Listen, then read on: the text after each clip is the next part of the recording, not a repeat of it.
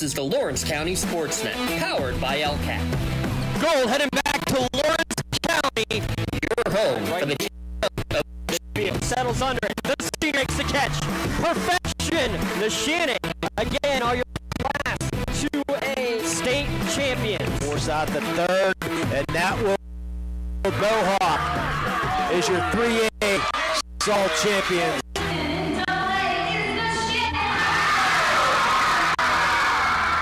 Buzzer's gonna sound. Union repeats as the Class 1A Wpial champions.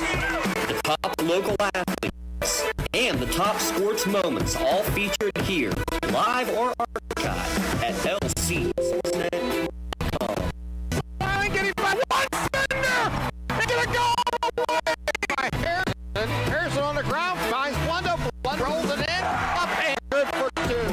The sliding catch made. This is the play. Here's Snap in the hold. It's up. The kick is long enough. It is good.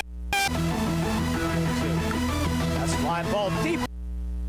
Get out of here. Hope running for his life. Throws it up for grabs. There's a man open. Touchdown. No way! Ripped away from him, right back to Stanley from the seat of his pants, and he throws it off the window and in. Featuring over 100 broadcasts of county over a dozen sports. Your voice for Lawrence County sports. The gold ball headed home to Newcastle. This is the Lawrence County SportsNet.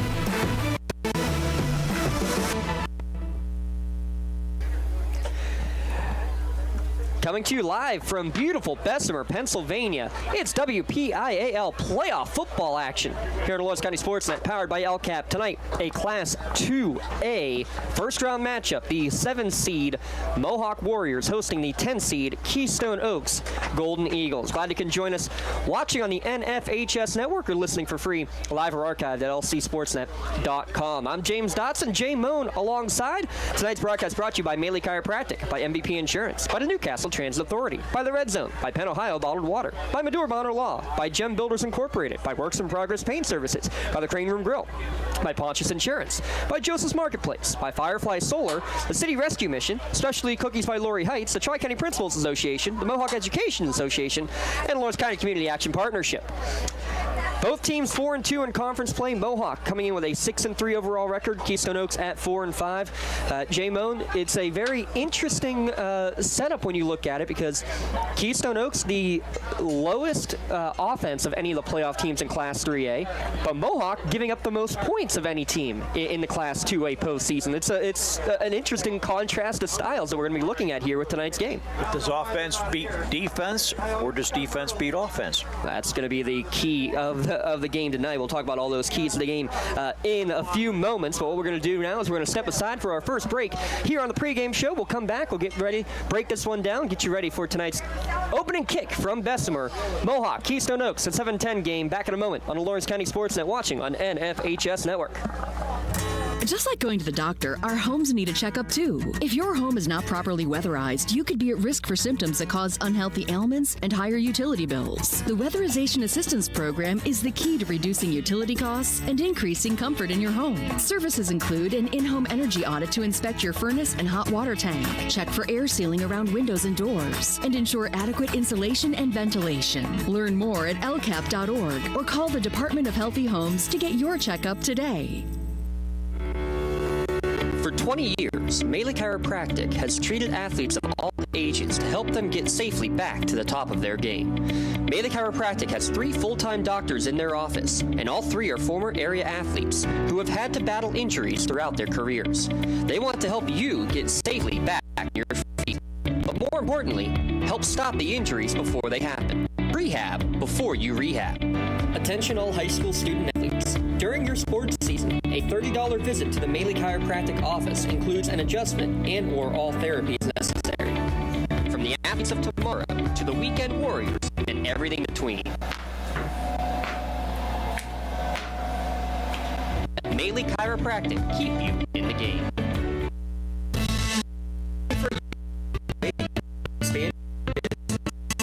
Advertise on the Lawrence County in the area and around the country on over 100 broadcasts each year. Visit lcsportsnet.com and click Advertise with LCSN. When the high school season heats up, make sure you have the best gear to support your school. Head to the Red Zone on Wilmington Road in the Shannock for all your county sporting apparel needs. From sporting goods to custom apparel to embroidery and more, the Red Zone has it all. Quality gear for all 8 schools in the County of Champions. Stop by and enter the Red Zone or visit them online at redzonesports.com. Score big at the Red Zone. Contractors, the Department of Healthy Homes needs you. From small to large residential projects, you can help families live safer and healthier with the quality work you do. It's rewarding in more ways than one. Call LCAP's Department of Healthy Homes today. Thank you for calling Axe. Where can we take you today? To work, to the store, to Grandma's house. Axe can get you there, but it's much more than a ride. It's a joyride. I'm helping people. I'm getting them out of their house. I'm taking them to their doctors, to the grocery store. They say I'm entertaining. Okay, we laugh, we joke, we sing, we tell stories. They're like family to us. Even if it's the same day, to schedule your joyride, call Axe today. When it comes to shopping for insurance, there are thousands of options out there. MVP Insurance proactively shops and compares your policies to find the best coverage and rate. Josh Mathur and David Verratti want to provide you with the level of personalized service that you know that you are the MVP of their agency. They simplify insurance so you can live stress-free. Visit one of the locations in Zeliopol or in New Springfield, Ohio. Call MVP for the win. Proud sponsor of the MVP of the game on the Lawrence County SportsNet. Works in Progress Painting wishes a successful and satisfying season to all the Lawrence County sports teams and athletes. Work hard and bring honor to your team, school, and family in how you play. Joe Wright and his family have been providing painting, window cleaning, and other property services for business and homeowners in the Lawrence County area for over 10 years. Their goal on every project is to provide a meaningful service that honors their customer, God, and their family, and to have fun while doing it. Works in Progress is now booked interior painting projects for both residential and commercial projects. Call Joe today at 724-714-4294 to discuss your next project. About 20 minutes away from opening kickoff here as we kick off the 2024 WPIAL postseason. Jay Moan alongside, I'm James Dotson. Again, 7 versus 10 game, one of 3 games that we have on the network tonight.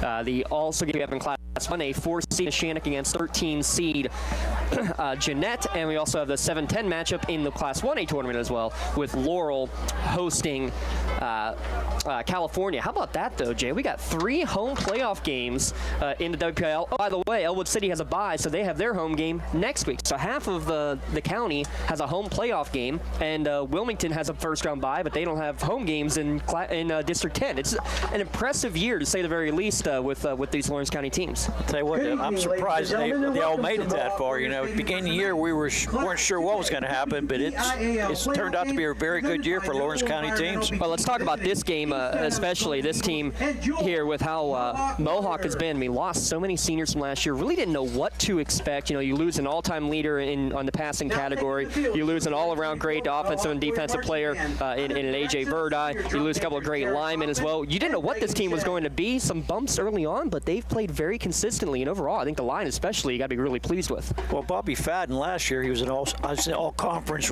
wide receiver, and they said, well, you're going to be a quarterback this year. And he started out a little rough, throwing some interceptions, but he's really come on the last Gold heading back to Lawrence County. Your home for the county step aside one more time when we come back. The senior makes the catch. Interview. Perfection. With the Shannock again are your class. Back in a moment with the pregame show on Lawrence County SportsNet, powered by LCAP. Third, and that will do it. Mohawk is your 3A softball champion. Here for the big moments, the small ones too. We're here for unforgettable triumph, momentary misfortune, and the impromptu throwdown. We're out here each day, chasing something great. Call it adventure, call it play, we call it fun. Academy Sports and Outdoors. Have fun out there. This presentation of the NFHS Network is brought to you by American Dairy Association Northeast. Your milk comes from a good place. Feels good to be off the sidelines, doesn't it? Oh yeah, it does. That extra effort with AHN Sports Medicine got you back here. With every specialty set, custom training day, and personalized drill, you bettered your body. Now line it up. They don't see this move coming. Told you. Go next level with AHN Sports Medicine.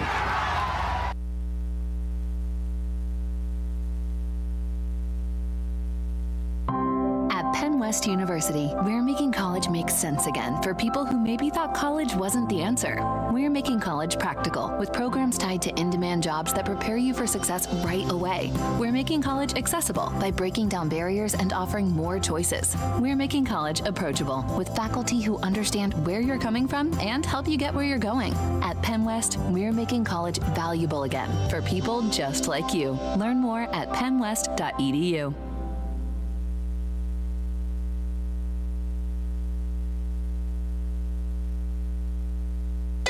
You can shop for pretty much anything online. Clothes, food, vacations, you name it, all without ever leaving the comfort of your couch. Finally, banking can be just that easy too. With the all-new FMB e-store, you can shop for hundreds of financial products to manage your money, all from the comfort of your couch. From clicks to bricks, we've got you covered. Experience the FMB store in branch, on your phone, or online at fmb-online.com. You're always on the winning team with the Power of Bowser, the official car dealer of the WPIAL. Visit powerofbowser.com 24 hours a day, 7 days a week to find your perfect vehicle. Get the absolute best price and the best car buying experience around. See the full lineup at powerofbowser.com. Powerofbowser.com, where the power of Bowser is yours. Back here on the pregame show, time for our Axe interview here in the pregame. Talk to Tim McCutcheon of Mohawk. Hey, Coach, another year, back-to-back years. That was all four of those. Home playoff game here in November. Gotta love the atmosphere here in Bessemer. Yeah, it's a great deal. It's a big deal for us. Our fans travel when we need to travel. We're home tonight, so we expect a good and lively crowd, and we don't ever take being at home or the playoffs for granted, so we're certainly happy to be. Flashback to last week real quick, senior night there, but getting the win to help get you this home playoff game. Let's talk about what that meant to be able to get the seniors that win on senior night and an extra senior night here tonight. Yeah, it was a big deal. Obviously, that was a big deal against a physical opponent, which is also good going into the playoffs. Both teams had to win. We had it at home, like you said, on Friday night, adding them little things. But, at the end of the day, we felt we played really good football against a good physical football team, which prepped us for now. Talk about the Keystone Oaks who you see on the other side, what you see on film, what you can expect from them. They're a good football team on film. They dropped one Friday. They hurt their seeding, but they were certainly they're a good football team. They were upset. They were up early and let one go, so made them have to travel here. So we're glad they came here, and we play good. We'll be in good shape. If we don't, we won't. Real quick, just one key to the game then to be successful tonight against this team. We got to stay physical, good ball possession, and we'll do what we do and worry about what they do later. Appreciate it, Coach. Best of luck again. Yes, sir. Thanks. And we'll be back in a moment with the starting lineups, keys to the game, and opening kickoff here from Bessemer. Mohawk against Keystone Oaks. Watching on the NFHS Network and listening for free on Lawrence County SportsNet, powered by LCAT. There's something special about this time of year. Spirits are high. The season is right. You can feel it in the air. It's fun. Made better with friends. Better with family. Better outside. And it all starts here. Academy Sports and Outdoors. Have fun out there.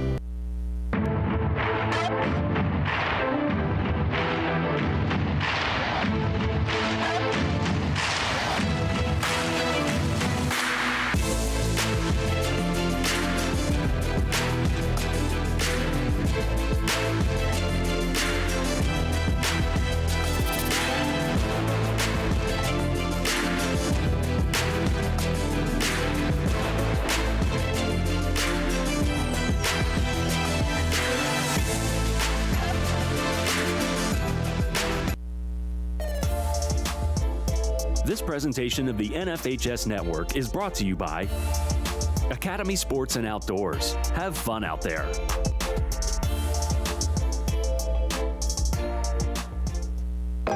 Finna make common sense cool again. No tripping, I'm the man, caught slipping. I'll be 20, 30, 50 high. Something to send to Uncle Sam. No, it's hitting fans, only so infertile land. I'm the man, I'm the man, I'm the man, I'm the man, I'm the man. Check his post, he ain't got it.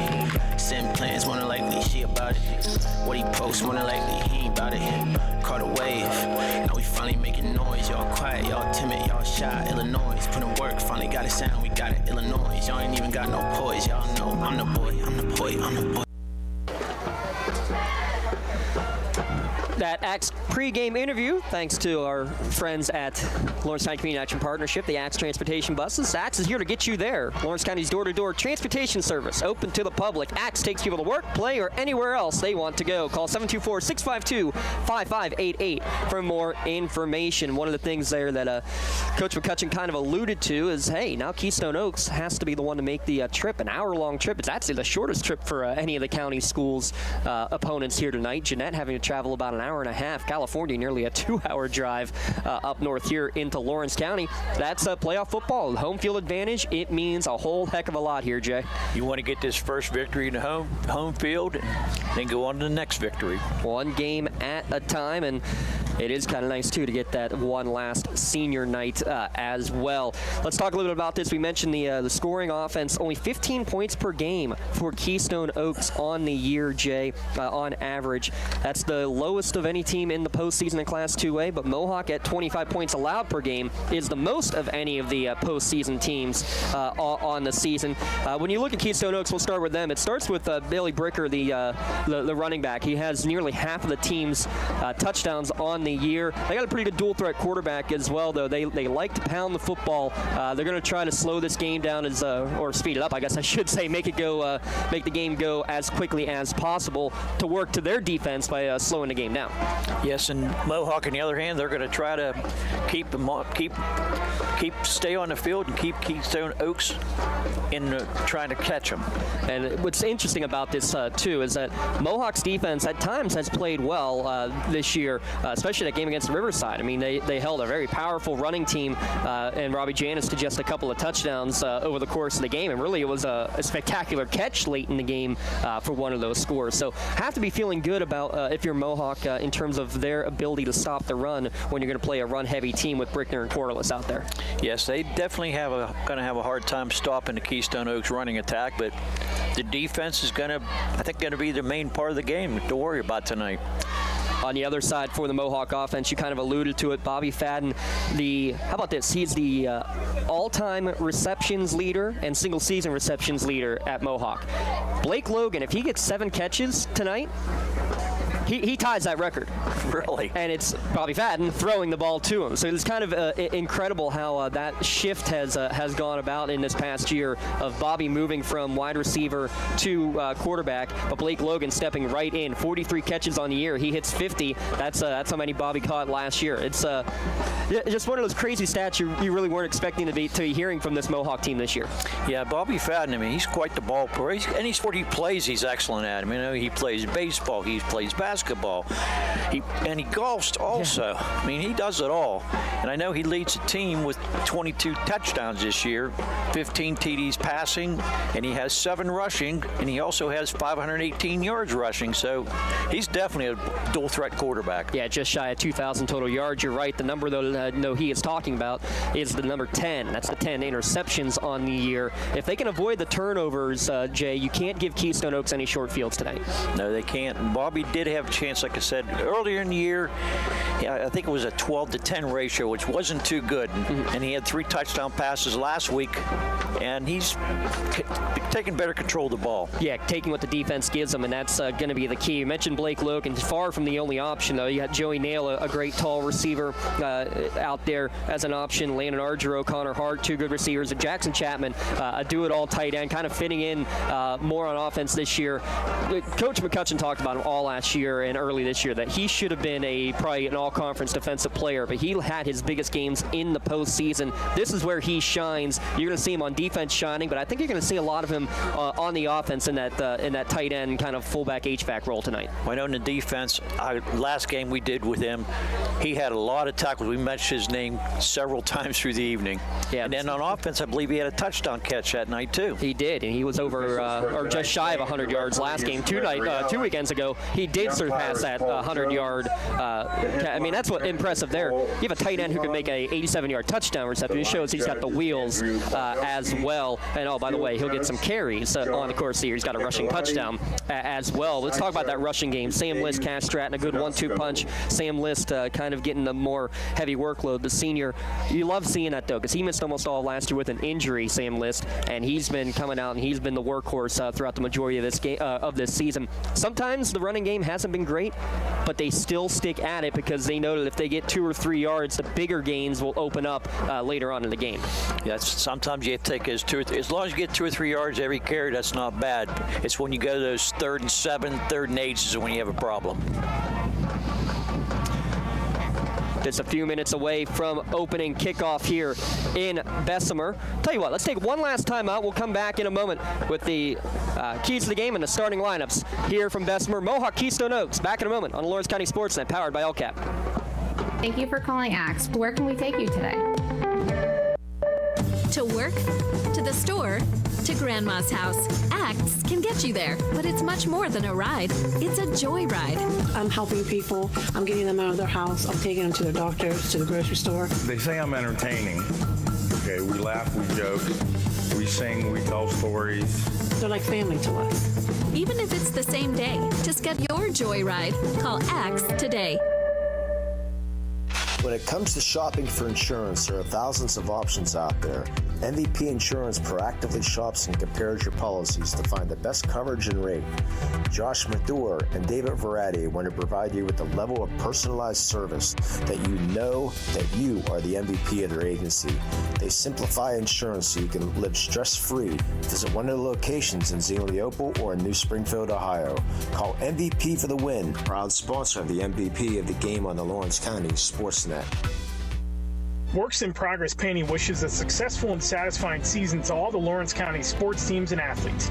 Work hard and bring honor to your team, school, and family in how you play. Joe Wright and his family have been providing painting, window cleaning, and other property services for business and homeowners in the Lawrence County area for over 10 years. Their goal on every project is to provide a meaningful service that honors their customer, God, and their family, and to have fun while doing it. Works in Progress is now booking interior painting projects for both residential and commercial projects. Call Joe today at 724-714-4294 to discuss your next project. Tired of gasoline costs? Why drive? Let the Newcastle Transit Authority take you where you want to go. Serving the city of Newcastle and stops throughout Lawrence County, as well as weekday service to Pittsburgh. Public transportation just makes sense.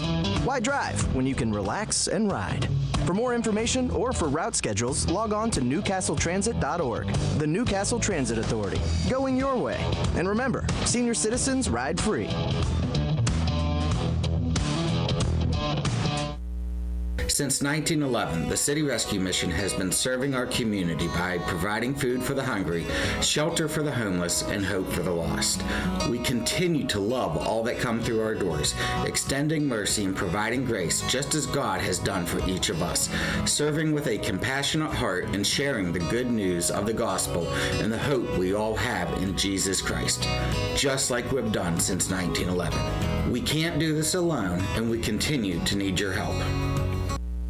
At Medore Bonner Law, we're more than just attorneys. We're your community partners. With a combined experience that spans decades, attorneys Jason Medore, Michael Bonner, and Greg Rossitelli are your trusted advisors for all legal matters. From personal injury to estate planning, business law to family disputes, we are here to guide you through every step of the legal process. Our full-service, community-based approach ensures that you're not just a client, but a valued member of our family. Give us a call or visit us online at MedoreBonnerLaw.com for more information. We're about 4 minutes from the opening kickoff. Nice, cool evening here. I'm sure the football players are going to like this type of weather and not that hot weather that usually happens at this time of year sometimes. Mohawk has come on the field. Now we're waiting for Keystone Oaks to come.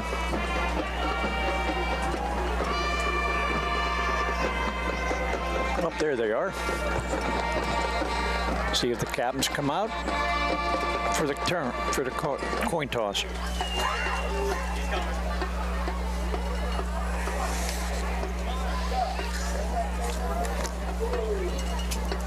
Looks like for a Mohawk,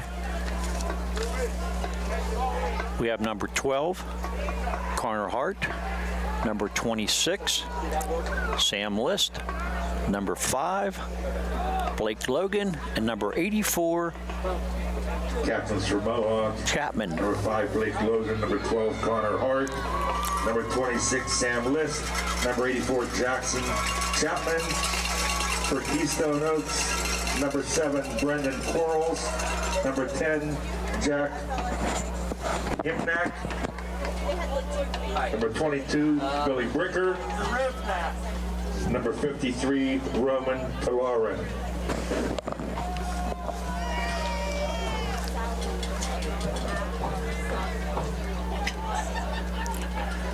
Now for the coin toss. Yeah, so what I'm thinking is that it's still trying to pick up on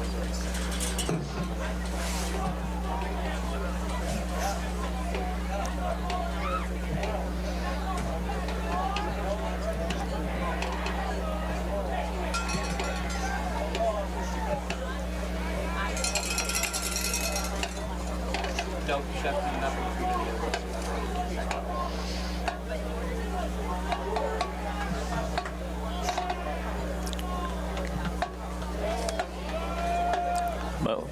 Keystone won the toss, and they said didn't want it, and Mohawk will take the kickoff now.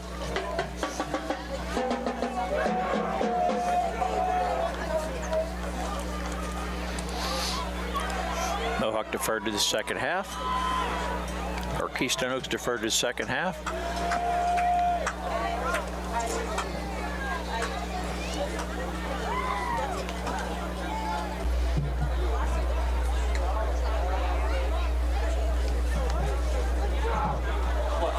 No, you should not be going to video at all. Nothing should be going to video. So you already have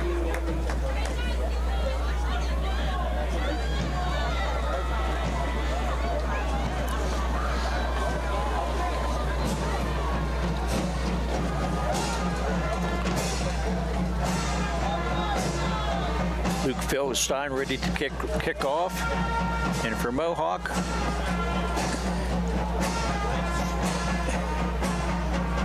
can't see it. Luke Philstein to kick for Keystone Oaks. Bobby. It's like 12 and 5. Connor Hart, Blake Logan back for the Warriors.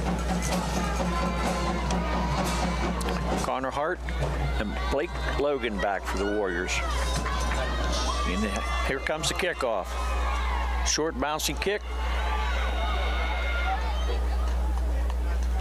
And he's up to about the 30-yard line. Tackled by a whole what are we seeing right now? Whole host of past the 30 Keystone Oak players. Raheem Fullwood on that tackle. First down Warriors from their own 31.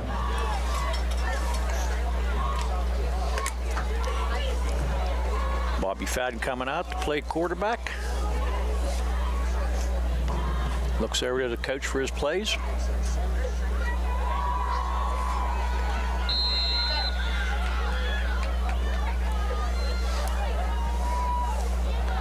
Layden Ardro lines out. Oh, now he's going to go to the other side. And Blake Logan's out to this on the left side.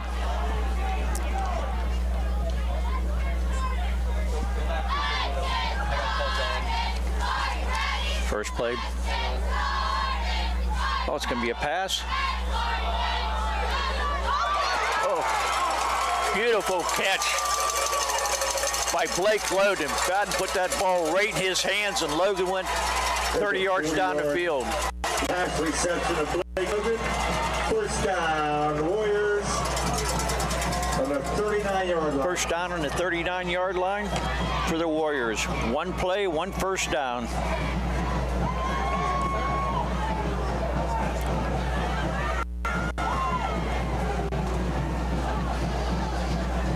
Matt, take yours back to how you had it before going through the meal.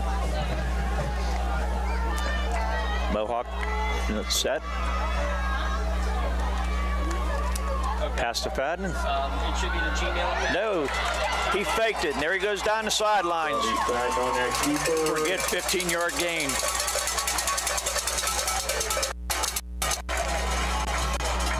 Another first down. Knocked out of bounds near the 24-yard line. Another first down for the Warriors. Lawrence County SportsNet at gmail.com.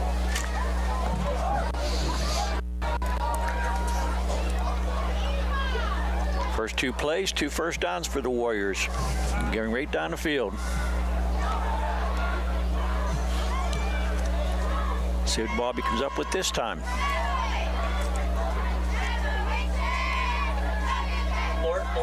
Another pass. Blake Logan on the Blake Logan gains about 5 yards down to the 19. 5-yard completion. Billy Bricker on that tackle.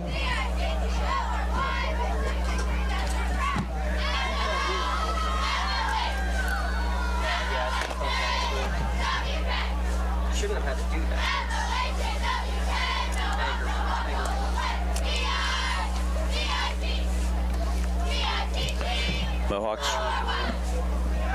Mohawk ready to run their next play here. Bobby Fadden. 2 people in the backfield. 76. Sammy List on that carry, gets about 4 yards, flagging a play. Oh, what are we going to have here? Almost always holding, and that's exactly what it is. Right on that tackle. Drops him back another 10 yards. So it's going to be second and 15.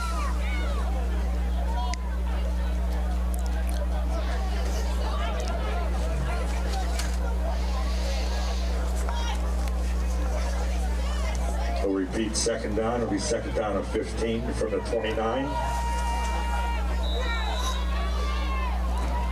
So I see the video should be going up. We should be good. I'm gonna like keep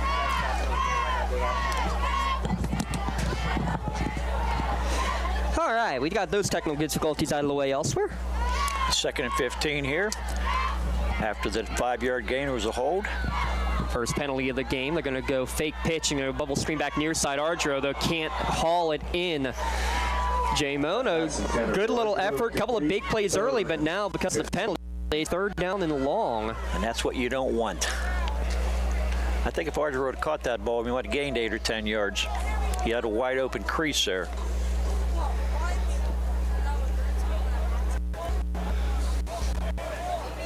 Blake Logan, by the way, with those 2 early catches, I should say. What does he need, 5 more? 5 more, and he would tie Bobby Fadden's record. I have a feeling he's going to get that tonight. 3 receivers set, and we'll see what Mohawk chooses to do. You're on the edge. Probably need about 8 to 10 yards to really give Logan a good chance at a field goal opportunity. They're just going to get it out to him on a quick screen. Not a bad idea to get about 5 or 6 yards. Clock stops immediately. Don't see a flag, but they stop the clock. Oh, it is running, though. Yeah, it's running. Yeah, the ref on the near side was signaling to stop the clock. So 5-yard catch, 3 early catches for Blake Logan. And they are going to come out and attempt the field goal. So this is going to be 40 yards. He made a 40-yarder earlier in the year. Snap back quickly. The kick is up, and it is blocked. And watch out, no one's over there. This is a live ball. It's going to be picked up by Keystone Oaks. Going for the run is Harivnak down the far sideline. And for the first time in history, Mohawk has allowed points in a home playoff game. It comes on a blocked field goal, returned 65 yards for a touchdown. There was nobody anywhere close to him once he picked that ball up, and he went down the sidelines, took it right down in for a touchdown. That's not how you want to start a game for the Warriors. Jack Hrivnak takes it to the house, 6 yards. That was something we needed a chance to talk about during the pregame. There have been 3 previous playoff games at home for Mohawk. Mohawk has never allowed a point in those games. 2005, they defeated Jeanette 33-0. 2018, they defeated St. LaSalle 48-0. Last year, they defeated Burrell 42-0. Their defense still hasn't allowed any points, but an opening touchdown on a blocked field goal return for a touchdown. This one high up in the air, just inside the left upright, and good. How about this? We have a 7-0 lead for Keystone Oaks. Back in a moment on the Lawrence County SportsNet, powered by LCAP. GEM building contractors and developers have a proven record of performance on any size project. Bring value, local craftsmanship, expert management to meet any challenge. From design construction, from inspection to budget estimation, GEM Builder has been building our community for 70 years.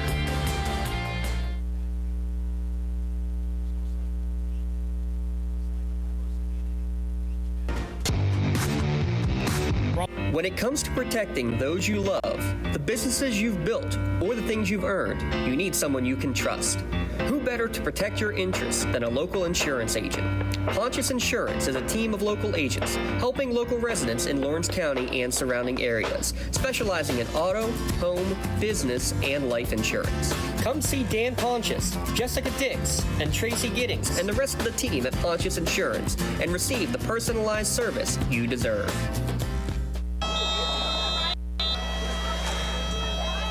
So Mohawk drives down the field. A penalty leads to a blocked field goal returned about 65 yards for the opening touchdown of the game. Keystone Oaks 7-0 as it's returned out to about the 36-yard line on Blake Logan's return. Logan was 9 for 10 on the year. He had made a 40-yarder, but that one just low the entire way. Actually may have hit off the back of his own player. It was tough to see, Jay, but now Mohawk's got to recuperate here quickly. Usually that ball doesn't go the sideways way it did. When it's sideways, probably about 15 yards, and the defensive player picked it up and right down the sidelines. That's the tough part about the fact, extra points, it's automatically a dead ball. Sometimes you have that, thought of you stop on a blocked extra point because you don't see field goals happen that often. But this Mohawk team, again, have attempted 11 of them. Did you hear that announcement, by the way? The checkerboard end zone, it was voted on by the seniors of what they wanted to do. And how about this, Jay? Dylan Sumi and Bobby Fadden are the ones who came out and did the painting. Like you said, Fadden does everything.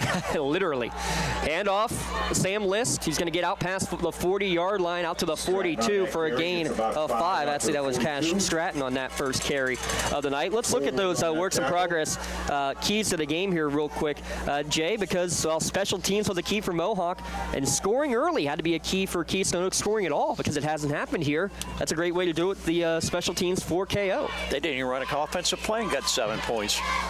Well, game over all zeros. It's not going to be all zeros, at least not this year for Mohawk. First points they've ever allowed, incredibly enough, here in a playoff game. The fourth they've ever hosted, and they've all come in the last 20 years here in Bessemer. 2nd down and 5, high snap, another handoff up the middle. Some nice running room up the gut here so far for List and Stratton. Stratton's second carry for 6 yards, moves the chains. Forward on that tackle. Last time Mohawk had a nice little running going down the field, and then they had that penalty and come back to bite them.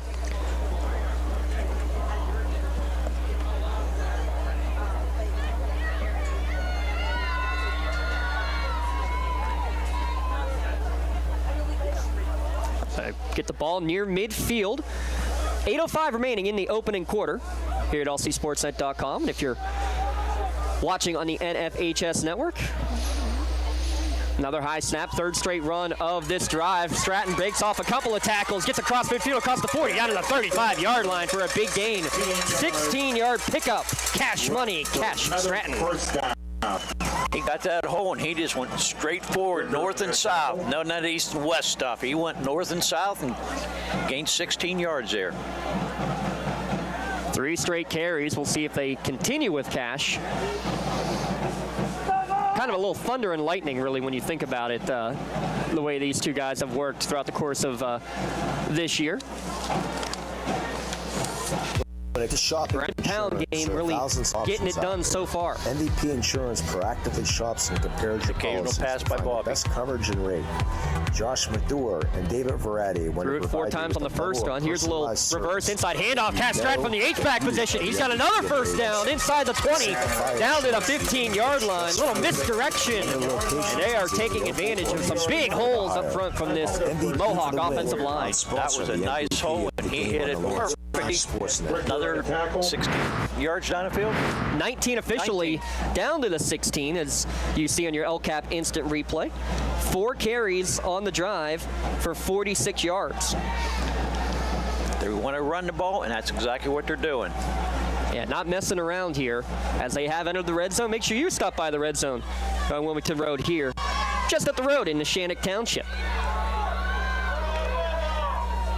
2 receivers to the left, ball on the right hash at the 16-yard line. Will it be a 5th straight carry? It will be, and another big hole. They tried the blitz. They still gets it up the middle. This time Sam List getting the carry inside the 10 for a gain of about 6.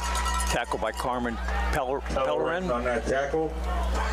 Give a shout out to the Crane Room starting lineup, especially on that offensive line. Dan Monaco, Dylan Sumi, Franklin Kelly, John Gleghorn, and Braden Radsminski. They are opening up big holes for both List and Stratton. The wide receivers, Blake Logan, Joey Nail, Connor Hart, Landon Argero, Jackson Chapman at tight end, and Bobby Fadden. The quarterback, your Crane Room starting lineups. A little late, as we're midway through the opening quarter with a 7-0 Keystone Oaks lead. I'm waiting for a pass here myself. Haven't needed to yet, and now a whistle, and I think movement early. They got down about here when there was a penalty against Mohawk, but this one it looks like is going to go against Keystone Oaks. Offside. That penalty should enough to move the chains. It will. I think somebody must have run in the neutral zone. Yep, threw it right at the snap. It'll be a 5-yard penalty, down 4.5. Keystone Oaks. First and goal from the 4-yard First penalty line against KO. First and goal from the 4 for Mohawk. They've run 5 plays on this drive, all on the ground. Don't see that changing here on first and goal, or do you, Jay? No, I don't. The way they're running the ball, continue to run until they stop it. Power set. You have Stratton as an H-back with Jackson Chapman to the left. That's Joey Nail, actually the one in motion across the formation. Now they're going to go kind of a jet sweep look, getting it to Stratton. Convoy to the right, trying to get to the pylon, and he does. 4-yard touchdown run for Cash Stratton. And Mohawk an extra point away from tying this back up. 6 plays on the drive, Jay Moan, all on the ground. You talk about Bobby Fadden throwing it. All you had to do was hand it off on that drive. The way they're running the ball, keep running it. 63 yards in that drive. 4 minutes, 29 seconds on the scoring drive, capped off with Stratton's touchdown run. Kick is up, Blake Logan puts it through. We are tied at 7 here in Bessemer. Back in a moment on the Lawrence County SportsNet, powered by LCAP. Don't get left out to dry. Call the Penn Ohio Bottled Water Company for the fastest and most efficient bottled water delivery service in the area. Penn Ohio offers bottled water ranging from 16.9-ounce bottles to 5-gallon jugs, perfect for your next event or office water cooler system. Also, don't forget to ask about their custom labeling options. Visit PennOhioBottledWater.com for more information and to get a quote on their delivery services. Whether it's at home, in the office, or on the sidelines, Penn Ohio has you covered. When the high school heats, make sure you have support your soul. Head to the Red Zone on Wilmington Road and for all your sporting apparel embroidery. The Red Zone has all gear for all 8 schools and the KF champions. Stop by and enter the Red Zone. Visit them on sports.com. Your Joseph's Marketplace drive summary, 6 plays, 63 yards, all on the ground, capped off by Cash Stratton's 4-yard run into the end zone. Andrew Lloyd on the kickoff bounces at the 5 and bounces into that checkerboard end zone for the touchback. Keystone Oaks will take a look at their offense for the first time from their own 20-yard line. Brennan Corliss, the quarterback, the senior quarterback, just shy of 1,000 total yards, 9 total touchdowns on the year. Billy Bricker also with 9 touchdowns, the leading rusher for the team. Wide receivers, Sean O'Brien, Carmen Pellerin, Owen Gerhardt, and Jack Hrivnak, who returned the punt the blocked field goal, 65 yards for the touchdown for Keystone Oaks. And on the O-line, Roman Pellerin, Keith Young, Christian Mangan, Nate Rowe, and Carmen Moore, your starting 5 on the line. There's your Crane Room starting lineups. I was surprised that kickoff made it in the end zone. It got about the 5-yarder, and it's barely made it in there. That could have been dangerous for Keystone Oaks. Yeah, it could have been. I thought the exact same thing. So tied at 7, midway through the opening quarter. Here's the first offensive snap, and going nowhere on the zone read as the quarterback Quarterless read perfectly. Guess who? For the loss. Lost at least 2 yards in that. Oh, they said no. Yeah, rolled forward at the end, back to the line. They're going to give him 2. Dan Monaco also in there to help wrap him up for no gain. Second down and 10. That play did not fool anybody from Mohawk. Yeah, it's a simple zone read, but Mohawk read it well. Second down and 10, man in motion, jet sweep action going from the near side to the far. Trying to cut it upfield is Owen Gerhardt, but he's not going anywhere. Good second effort. He will actually gain a yard or 2. It's going to be 3rd down and 8 after that short carry from Gerhardt. You can see what they want to do. They want to get you north, south, east, west. They had a real good dual threat quarterback last year who graduated. Corliss has stepped in, not nearly as explosive, but has run the show extremely well to get this Golden Eagles team into the postseason. Again, the issue, only 15 points per game. He takes a low snap here on 3rd and 8, looks to pass, throw over the middle. It's going to be too high and out of the reach of his intended target. That was Carmen Pellerin, and it's going to be a 3 and out here for KO. That's exactly what Mohawk wanted to do. On the coverage, 4th down. So Mohawk forced the 3 and out with 4 minutes remaining in this opening quarter. Again, if you're watching on the NFHS network, we thank you for joining us. If you're listening at lcsportsnet.com, we appreciate you tuning in, live or archived. Blake Logan back to get the punt. I believe Connor Hart, also the other deep man, standing right around midfield. Low snap, able to get it off. It's a short end-over-end punt towards the near sideline. It's going to bounce right at midfield and actually take a Mohawk bounce before it's down at the 47-yard line of Keystone Oaks. So that's where Mohawk will have their 3rd possession of the game. Didn't get a chance, so let's do it while we have a moment. Let's talk about the officials here tonight. Our referee is Gregory Allen, the umpire Paul Jones, head linesman is Paul Duchien. Line judge Andrew Pobelski, field judge John Decalotti, and side judge Dave Fedasco. Dave Podolsky, that's, I believe, former Ambridge basketball coach, if I'm not mistaken. So great field position for the 3rd time with the football. See if Mohawk continues to run the ball. I think I would. 7th straight run, and this one the least effective of them all. Right up the gut, only a 2-yard gain this time for Sam List. 2 down to the 45. More on the tackle. Cass Stratton getting the 2nd and 8. 4-yard rushing touchdown. 50 yards on that last drive for Cash Stratton alone. I like it when they have both of them in there. Gives them even double options of what they want to do, especially with that end around that Stratton ran for the touchdown. Thunder and lightning. Down to 3:20 remaining in the opening quarter. It'll be 2nd down and 8. Argero and Logan, both receivers to the left of the field. Chapman, a tight end to the right. Pistol formation for Fadden. They're going to go another handoff up the middle. Runs in the back of his own man. Good patience. This presentation of the NFHS Network is brought to you by American Dairy Association Northeast. Now coming. Your milk comes from a good place. Keystone Oaks must have saw something. They might decide to change their defense a little bit, and so far it's working. Successful and satisfying season to all the Lawrence County sports teams and athletes. Work hard and bring honor to your team, school, and family in how you play. Joe Wright and his family have been. Should have done that. 3rd down, 7 to go. Mohawk just across midfield with 2:30 remaining opening quarter. Tied at 7. Fadden drops back to pass. Looks near side. It's going to go through the hands of the defender and then through the hands of Blake Logan as well. Jumping in front of the line was, or in front of the pass, I should say, was Owen Gerhardt. Now we'll see what Mohawk chooses to do on 4th and 7 in plus territory. That was a very dangerous pass that time. Luckily, the defender missed it. Yeah, Gerhardt kind of jumped the route. went through everybody's hands and incomplete. Logan back to punt for the Warriors. Logan back to punt.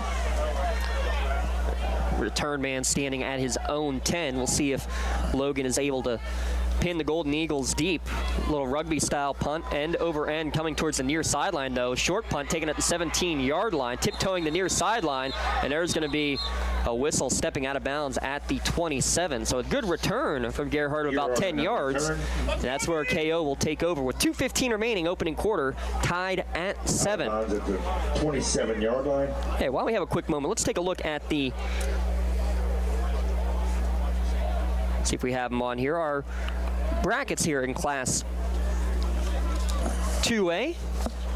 1, 2, and 3 seeds, all with byes, Jay. A nice little wrinkle. The conference champions all get byes. The winner of this one will take on South Park. Sure, they're tuning in, watching, or maybe even some here in attendance for the game. I'm sure there's a few here just to check us out because they have a feeling Mohawk's going to be there. Well, either team.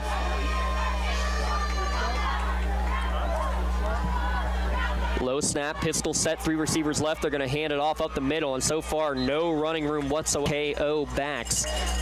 He might have gained a yard there. Billy Brickner does Brickner on that carry. Getting a gain of 2 on that play. Came in with 775 rushing yards, did Bricker. Your defense for Mohawk up front, Braden Ridzminski, Dylan Sumi, Dan Monaco on the defensive line. You'll also see Joe Rozek rotating in and out on that defensive front. Chapman and Nail are the ends. Connor Hart, Cody Falk, the middle linebackers. Landon Ardro, Blake Logan, Cass Stratton, and Bobby Fadden in the secondary. Trying to go bubble screen to the far side on second down. They get it out to Gerhardt. Shakes off one tackler, but then he is gang tackled by 3 or 4 Warrior defenders. It'll be a gain of 3. Call it 3rd and 5 coming up. I believe I saw Chapman in that tackle, along with others. First completion for Brendan Corliss. 3rd down after that gain of 2 officially. It'll be 3rd down this year, spreading the wealth.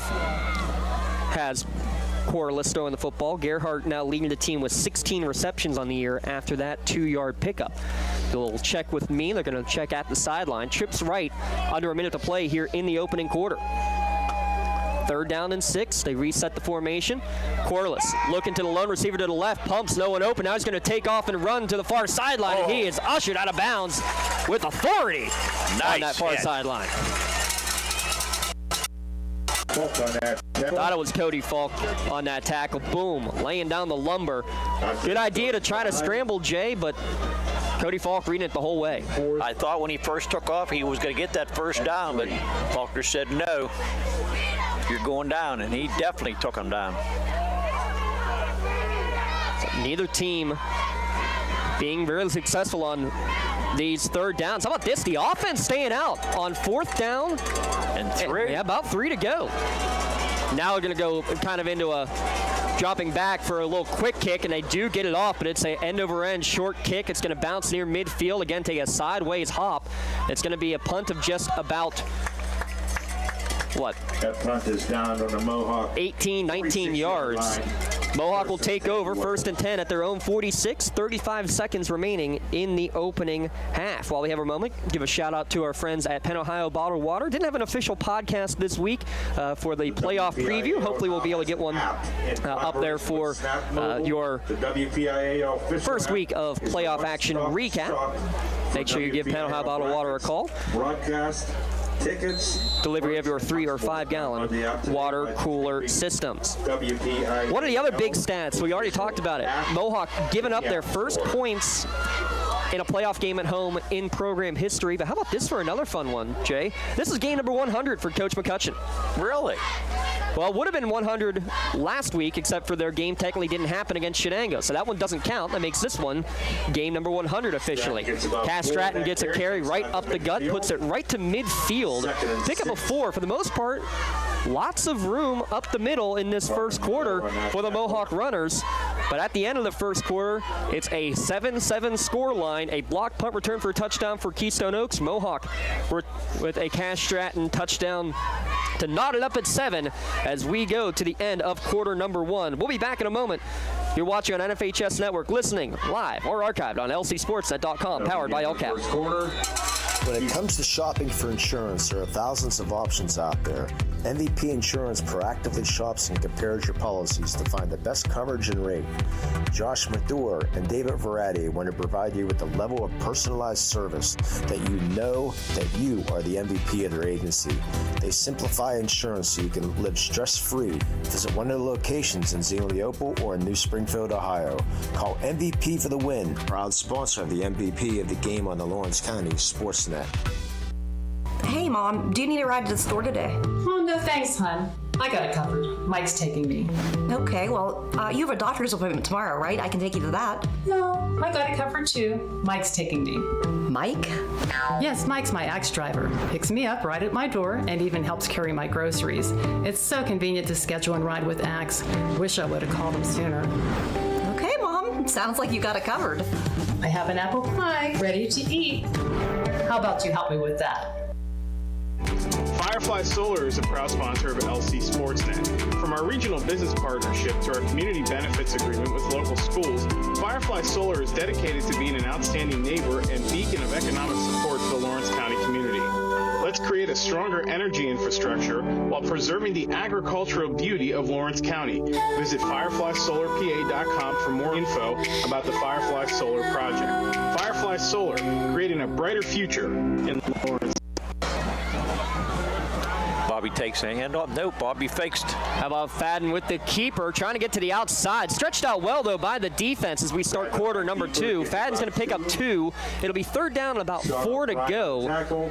Second quarter action here from the Lawrence County SportsNet, powered by LCAP, as we have a 7-7 game here between the Warriors and the Golden Eagles.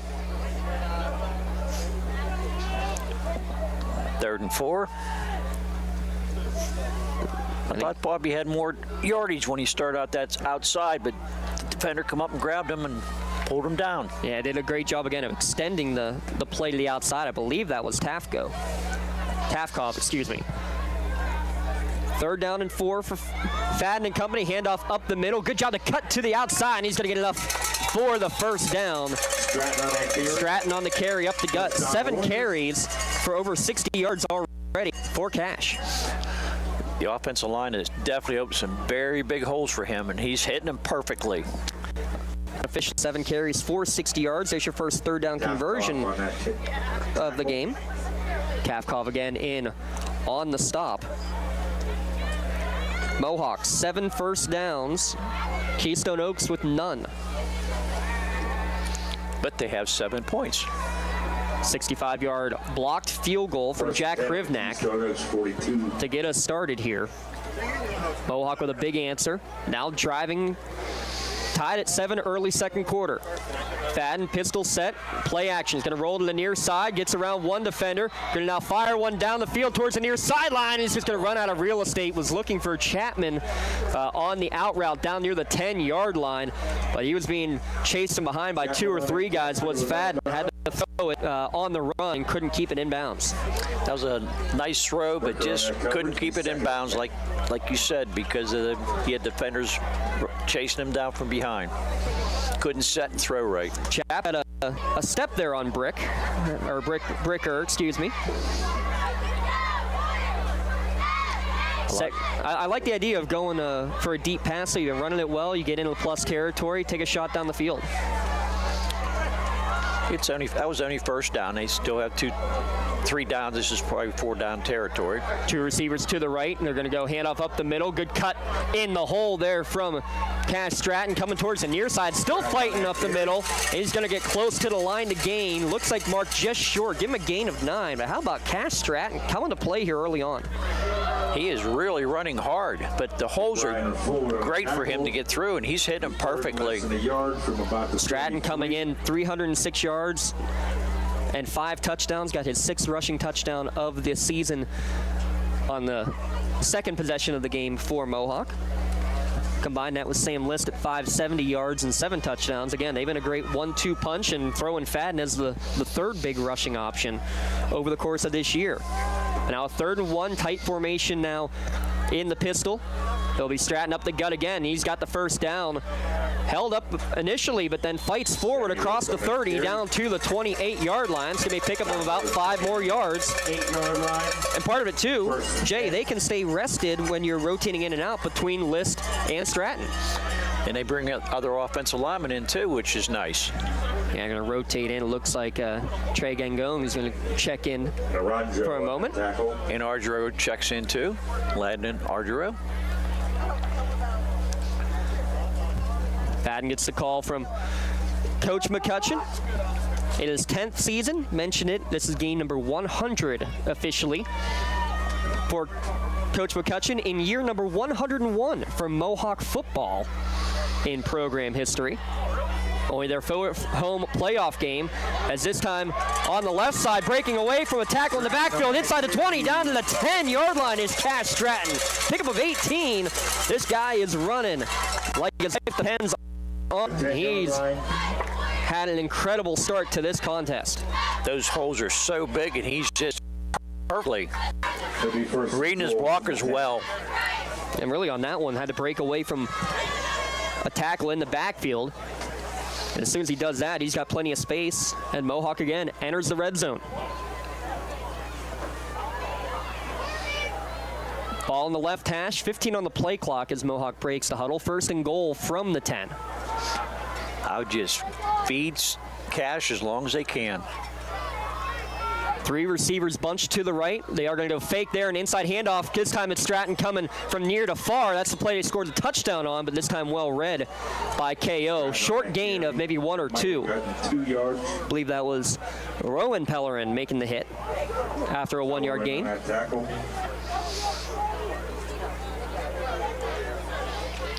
Argiro back into the game. How about Mohawk? More plays on this drive than KO has run in the entirety of the contest. This will be the 9th play of the current drive. Keystone Oaks, though they have 7 points on the board, have only run 6 offensive plays. 2 3-and-outs. 7-7 your score. Mohawk trying to take their first lead. So we approach the midway point of the second quarter. 2 receivers to the right, 2nd and goal from the 9. Play action, Fadden's going to look, lobs it towards the near pylon, jump ball, won by Blake Logan in the end zone for the touchdown. 9-yard touchdown. 9-yard touchdown reception for Logan. His 10th touchdown snag of the season. 13-7 Mohawk takes their first lead of the game.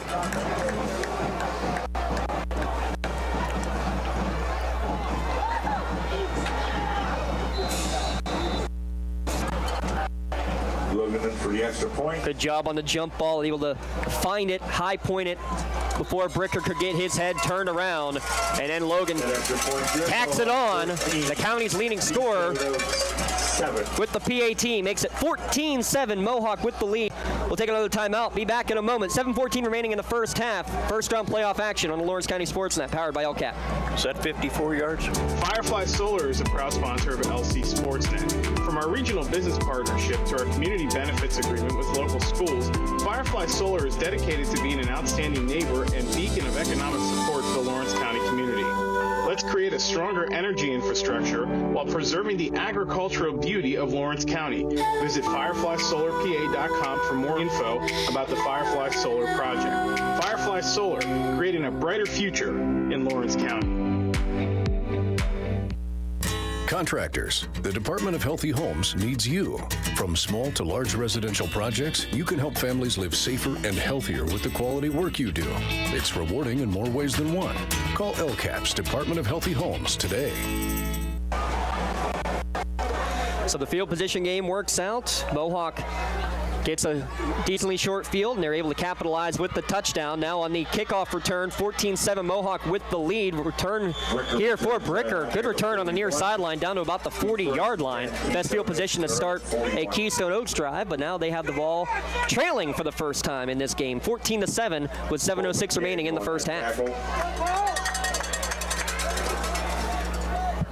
Keystone Oaks got to a 7-0 lead on a blocked field goal return for a touchdown. But then 2 3-and-outs since there, Jay. We talked about it. Mohawk with 14 on the board. Keystone Oaks averages 15 per game. And they're going to have to get something going here. because right now they only have about 10 yards of offense. 8 rushing, 2 receiving. That's what I have. They are going to go zone read here. Pulling it out is Corliss and reading it perfectly on the edge. Making the hit is Joey Nail. Joey Nail on the tackle. Nail stopping for a short gain of 1. He read it correctly, did Corliss. Read the end, but Joey Nail able to jump on him and get the tackle. And once Joey Nail gets a hold of you, you're not going to get away. Yeah, Nail and Chapman on the edges have been great. Out-of-town scoreboard coming here for you. Neshannock and Jeanette in the second quarter tied at 7.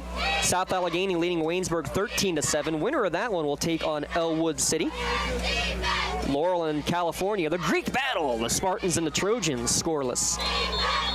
And we're going to have a Pontius Insurance timeout taken by Keystone Oaks. First time out of the game with 6:19 remaining in the first half. 14-7 Mohawk with the lead. Make sure you take the timeout and save money with a local agent at Pontius Insurance. PIAL Food and Fun Drive is currently running in partnership with the Greater Pittsburgh Community Food Bank. While I have a moment, I want to give you a Food and Fun Drive reminder. Coming up after the game, we will announce our Mealy Chiropractic Play of the Game Award. Seasonal allergies, changes in this weather, or sitting in 40-degree weather on the bleachers. Well, they can all affect how you feel on a daily basis. If you visit Doctors Mitch Maley, Chris Ardro, or Kelsey Bowser, get started. Schedule your appointment today. Chiropractic work can be a great way to alleviate all of that.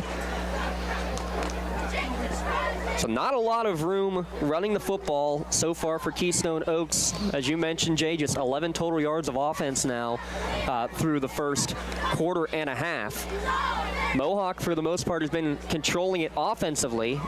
If not for the one special teams play, block punt return for a touchdown, you would definitely say it's been all Warriors. Well, the Warriors were moving the ball down the field until they had that unfortunate penalty called, and then they had to punt the ball, and that's what happens. The penalty comes back to bite you.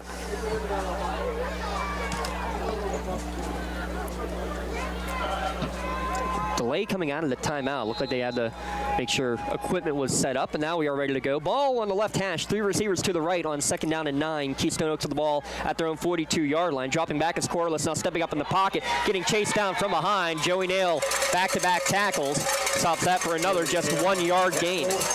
Bull gets another 1 yard. 3rd down coming up. Ball's on a 43-yard line. Be third down and 8 as we hit the midway point of this second quarter. I thought when he first took off he was going to have 4 or 5 yards, but Joey Nail grabbed him from behind. Again, a 4-receiver set. You're going to see that basically all game here for KO. 2 each way here on 3rd down and 8. Rolling out to his right. Play getting blown up. Now having to step on the pocket is Corliss, and he's going to get smothered.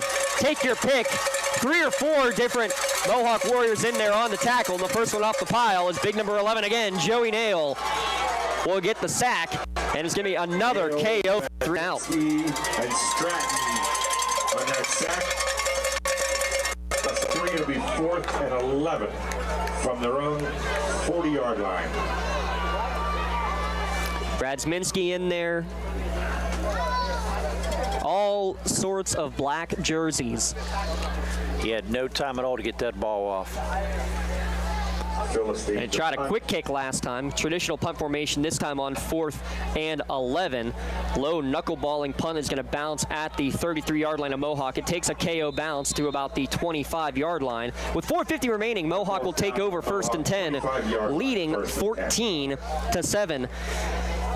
First time Keystone Oaks and Mohawk have ever played a football game against each other. The Mohawk, 4th time that they've played, though, a home playoff game. Score update, Cal taking an 8-0 lead on the road against Laurel. So one thing about being out on the balcony, don't need the crowd mic, do you? No. It's time for some action. It's time for some action. It's time for some action. Ball at the 25-yard line with 4:50 remaining. 2 tight ends left, pistol formation.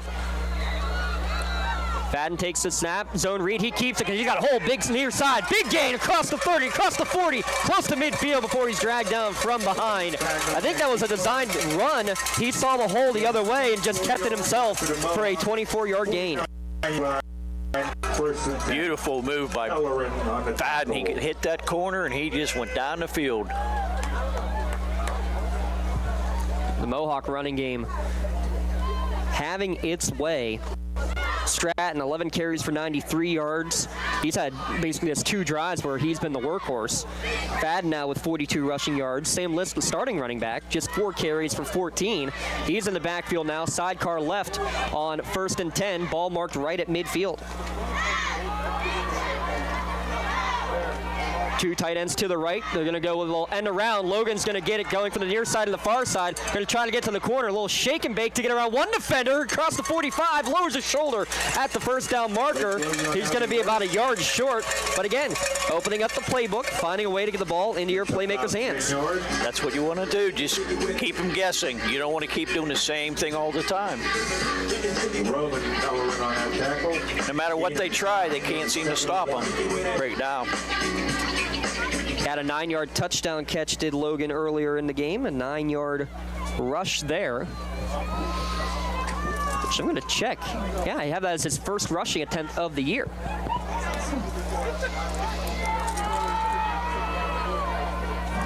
Second down and 1, ball at the 41-yard line of Keystone Oaks. Mohawk trying to extend their 7-point advantage. Big hole at the middle, first down and then some.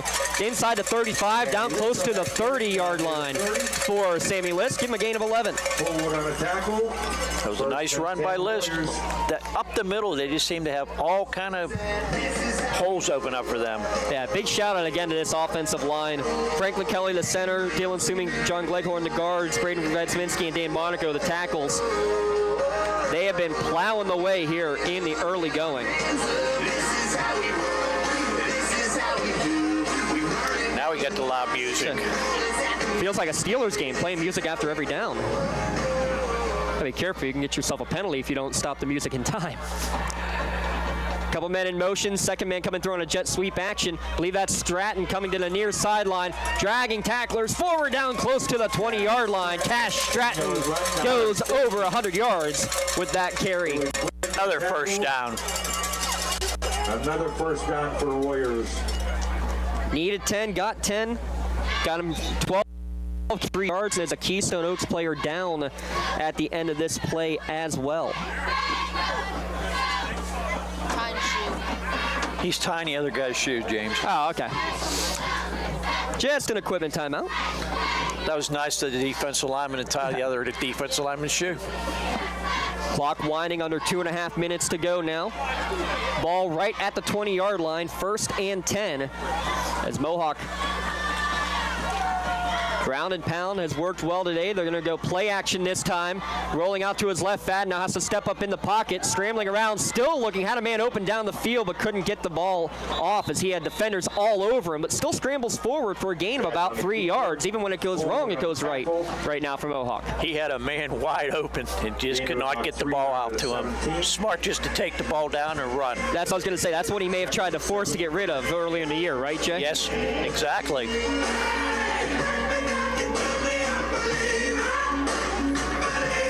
Mohawk trying to make believers out of their Bessemer faithful yet again. Clock winding down in the first half, 1:35 remaining. All 3 timeouts remaining still for the Warriors.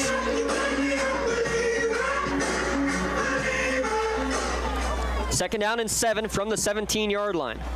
2 receivers left, 1 right, man in motion out of the backfield. They're going to fake to him, throwback screen up the middle, catching it up the gut. Believe that's Connor Hart, down close to the first down marker. Sammy List on that catch. Check that, it was Sam List on the catch. Looks like 3rd and 1. Markham just short at the 11-yard line, so give him a gain of 6. And with exactly 1 minute left to go, we have a timeout called by Mohawk. Their first Ponchos Insurance timeout. We'll keep it right here. Remember, coming up after the game, we will have our Bailey Chiropractic Play of the Game, also our MVP Insurance MVP of the Game award. Call MVP for the win. Visit them online, mvpins.com. Simplifying insurance. looked like Mohawk had a wide receiver going down the sidelines wide open, but Bobby didn't see him. That last one kind of set up as a screen pass, so yeah, you want to look that way too, but you also have the screen design. Not surprised maybe if you had missed that. Keystone Oaks, real quick, tied for second place in the Century Conference. You heard in our Axe pregame interview, Coach McCutcheon saying that lost in week 9 kind of hurt their seeding. They could have been maybe flip-flop, could have been a 7 or 8 seed if they had won that game. Instead, they dropped to the third place team out of the Century Conference and have to travel up here to Mohawk. Mohawk having a big win last week against Riverside, 23-12 over the Panthers. That was a very well-played game by Mohawk, probably one of the better games they played all year. Fadden with 3 touchdown passes in that game. Tough news for Neshannock. Starting quarterback Gino Mazzacco, concussion. He is out for the game. Last score he had was 7-7 between the Lancers and the Jayhawks. Who's your backup quarterback? I believe it's going to be Mininock. We will see. I mean, teams have been able to run well against Jeanette, but that's going to be a wrinkle I'm sure Coach Bonchavingo did not have thinking that you'd have to be messing with. Because I believe Masaka was leading passer in the conference.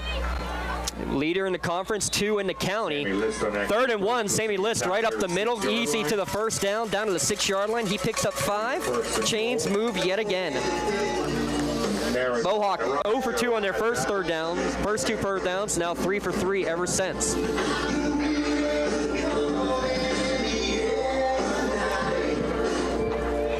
First and goal from the 6-yard line. 2 receivers to the right, that's Fennell and Logan. Looking that way is Fadden. To his right, going to throw it to the back of the end zone, wide open. For the touchdown is Joey Nail. 6-yard scoring strike from Fadden to Nail. Wide open. Lost in the checker end zone was big number 11.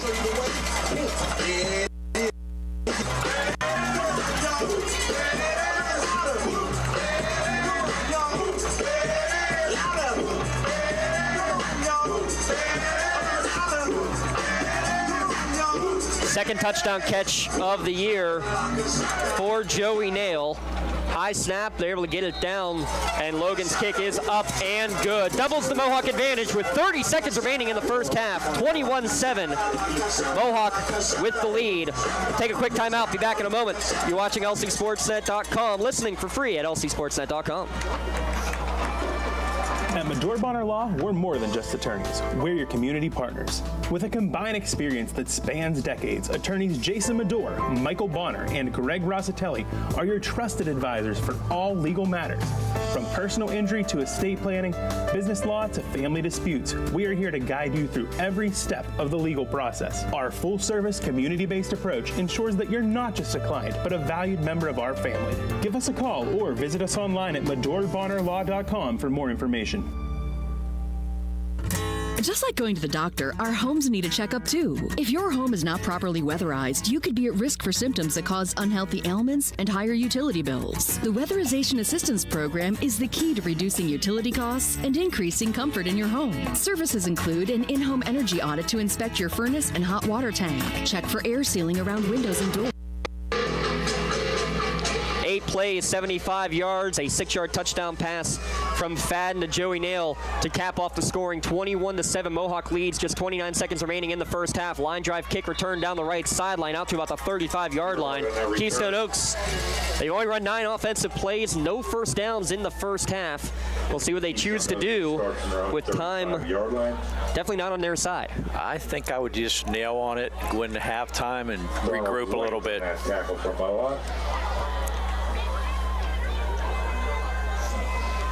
See what kind of formation they get into. Mohawk with scoring drives of 4.5 minutes, 5.5 minutes, and now that 4:25 drive. So Mohawk, they're going press coverage though with a 4 wide receiver set. Now they start to back off as they do hand it off up the middle and nowhere to go. In fact, losing yards on the play is the ball carrier. A loss of 1 for Bricker, and that's how your first half is going to come to an end. And Chapman Loss of a yard will be 2nd and 11 from the 34. 8 yards of offense for Keystone Oaks in the first half. No shutout for Mohawk, but the defense up to the challenge. Mohawk 21, Keystone Oaks 7 as we go to the halftime break. We'll step aside. When we come back, we'll have full presentations of both the Golden Eagle and Warrior marching bands when we return. It's watching on NFHS Network. You're listening to the Lawrence County SportsNet, powered by LCAP. Joseph's Marketplace is Newcastle's favorite family-owned hometown grocery store and coffee shop. Fresh meats and produce, full-line deli, homemade foods, and much more. Joseph's Marketplace has hot foods prepared every day. They also have Newcastle favorites like grape leaves, hummus, and wedding soup available daily. Follow Joseph's Marketplace on Facebook and Instagram for daily updates or stop in to see what's cooking each day. Come hang out at the brand new cafe and bakery, full of great coffee, drinks, sandwiches, snacks, sweets, and free Wi-Fi. In a rush? Go to josephsnc.com and place your cafe order online. Joseph's Marketplace, family owned and operated since 1915. I love what I do because coming in every day is different. How can you not enjoy these kids coming up and hugging you and giving you these great smiles all throughout the day? Seeing the progress that our kids make every single day is one of the reasons I love coming to school. What should we do? We have fun. LCAP Early Learning Centers is hiring. Help empower young minds in Lawrence County and become a superhero today. Apply at lcap.org. 24 to 2025. Halftime here at Bessemer, 21-7. Mohawk leading Keystone Oaks at the halftime break. Real quick, your first half scoring recap. Jack Rivnek got things going with a 65-yard blocked field goal, return for a touchdown, made it 7-0 Keystone Oaks. But then touchdown run for Cass Stratton. He's got over 100 yards in the first half. That made it 7-7. And then a couple of second quarter touchdown passes from Fadden, one to Blake Logan, one to Joey Nail. 21-7 at the half. Only 10 plays, only 8 yards for KO in the first half. We're going to step aside, take over with the Golden Eagle Marching Band, followed by the Mohawk Warrior Marching Band here at lcsportsnet.com. So 7-7. 40 seconds left.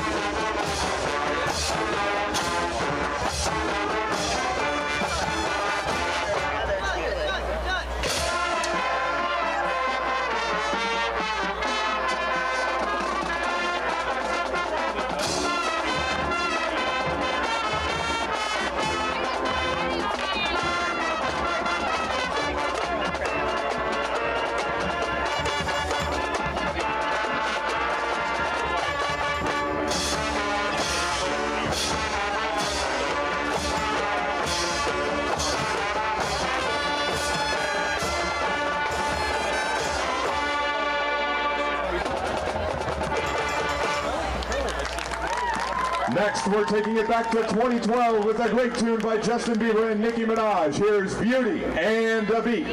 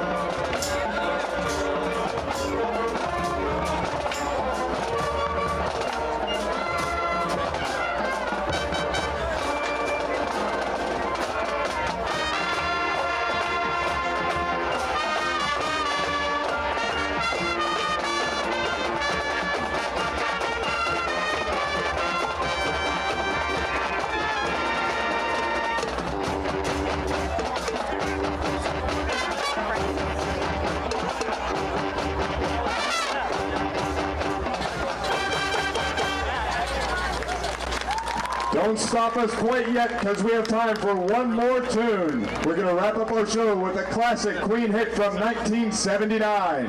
Here's Don't Stop Me Now.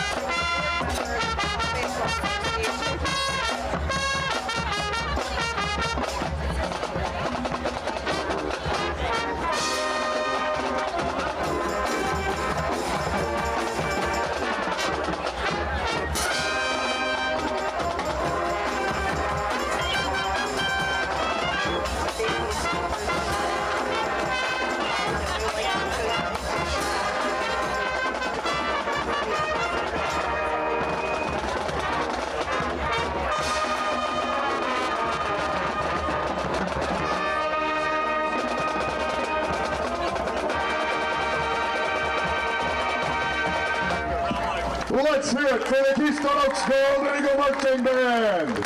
Members of our student leadership team are drum majors Raina Groves and Bianca Guerra. Wind section leaders Lucy Brooke, Lillian Gallo, Kayla Lockhart, and Adam O'Connor. Assistant wind section leaders are Zach Dalrymple and Andre Del Toro. Percussion section leaders Matt Brooke and Henry Rushman. Visual ensemble captains Ray Dallas, Henry Fetterman, and Maddie Vandergrift. Assistant visual ensemble captain is Nadia Dojak, and equipment manager section leader is Carlina Frizzy. And for one final time, my name is Sam Evans, the voice of the Keystone Oaks Golden Eagle Marching Band. Have a wonderful night.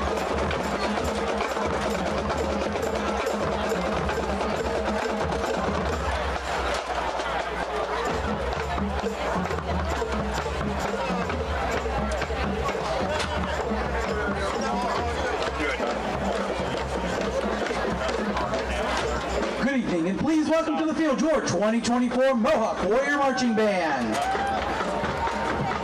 The band is under the direction of Mr. Jason Zay with Assistant Director Justin Adicott, Auxiliary Advisor Mrs. Megan Hunt, and band assistants Miss Katie Farrington, Mr. Jack Isaac, Miss Anna Donafrio, and Miss Shelby Gebhardt.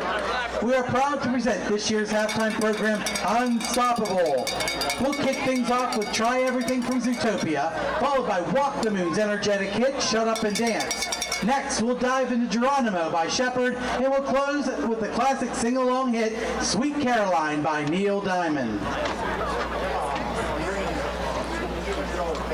This lady over here just walked a lot of and somebody got it before me. No. Yes. Well, this means I know I lost.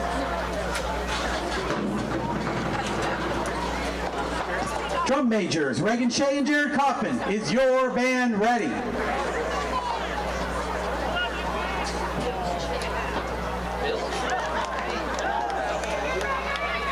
Sit back and relax and enjoy Unstoppable.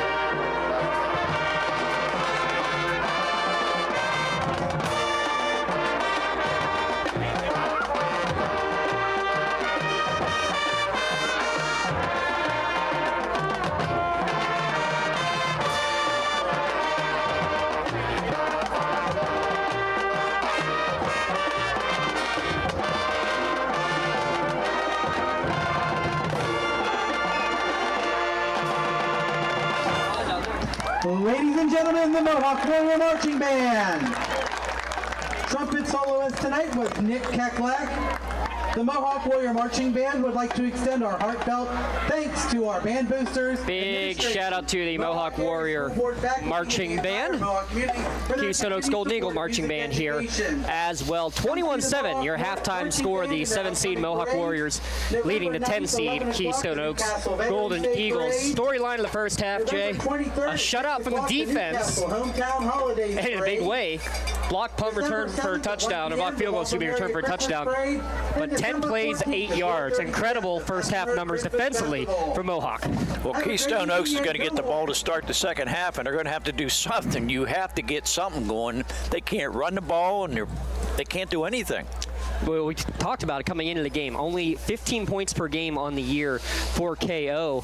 Mohawk allowing 25 points per game throughout the course of the season, but they came to play yet again. What is it about playoff atmosphere? Still no points allowed by a Mohawk defense, and now what would be 14 quarters of playoff football played here in Bessemer. That's amazing. That happens.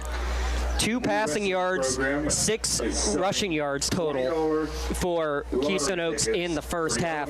For Mohawk, 2 touchdown passes on 60 yards passing for Bobby Fadden. Leading rusher is Cass Stratton, 12 carries, 103 yards, and a touchdown. Fadden with 46 rushing yards, List with 30 rushing yards. The total yardage is phenomenal. I'll get you the official number here in a moment, but talk about this running game of what Mohawk is doing. Feels like they're able to get 5-6 yards at least on every carry. They had the holes are opening up in List and Stratton. They're just beautiful holes. I mean, you can't ask for anything bigger. And they're just hitting the holes perfectly. And what they average per rush? About 12 yards per rush. I'll tell you in a minute. They did end up with 188 rushing yards, so that's 248 total yards of offense. 248 to 8 is your first half rushing total. 16. You're a math major. 188 yards on 23 carries. In turn, that is. Come on, Leah. 180 yards on 23 carries. Yeah, that's probably about 8 yards per carry. I will estimate on that one. UPMC Sports Medicine is proud to be the. I thought Leah would spit that rate out. I was waiting for it. I'm a little disappointed. You know what? Manny Retort would have had that in a heartbeat. He wouldn't have needed a calculator. I know that much for sure. Real quick, your Newcastle Transit Authority out-of-town scoreboard. The other 2 games in the county. Neshannock, a 7-7 game against the 13-seed Jeanette Jayhawks. That game a lot closer maybe than the experts thought, but part of it too, starting quarterback Gina Mazzocco left the game with what is being reported as a concussion, we are told. He is out of the game, will not return. So a big one there just up the road at Bob Lutchie Stadium. But how about this one though? California with a 15-0 lead at half over Laurel. That's out of the Tri-County South, which in Class 1A has not exactly been a successful win. 103. But the Tri-County South, chance for maybe 2 wins. They haven't done that in about 8 years. Very rare that they get any wins whatsoever. 588. What's going on here?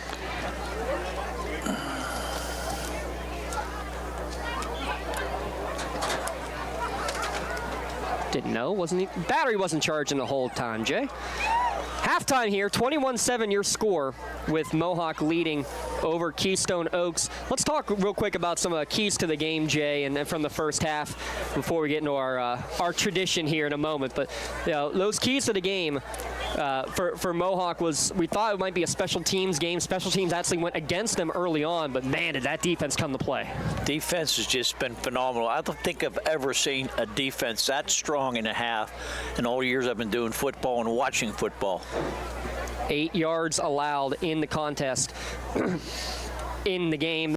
The other part of it, too, is the variety of that rushing attack. I mean, Fadden near 50 yards, Sam List the starter with 35 yards, but it's been Cass Stratton has been just a monster through running that football. They can't stop him. He's getting 8-9 yards every time he touches the ball. He's 4 or 5 yards down the field before he even gets touched.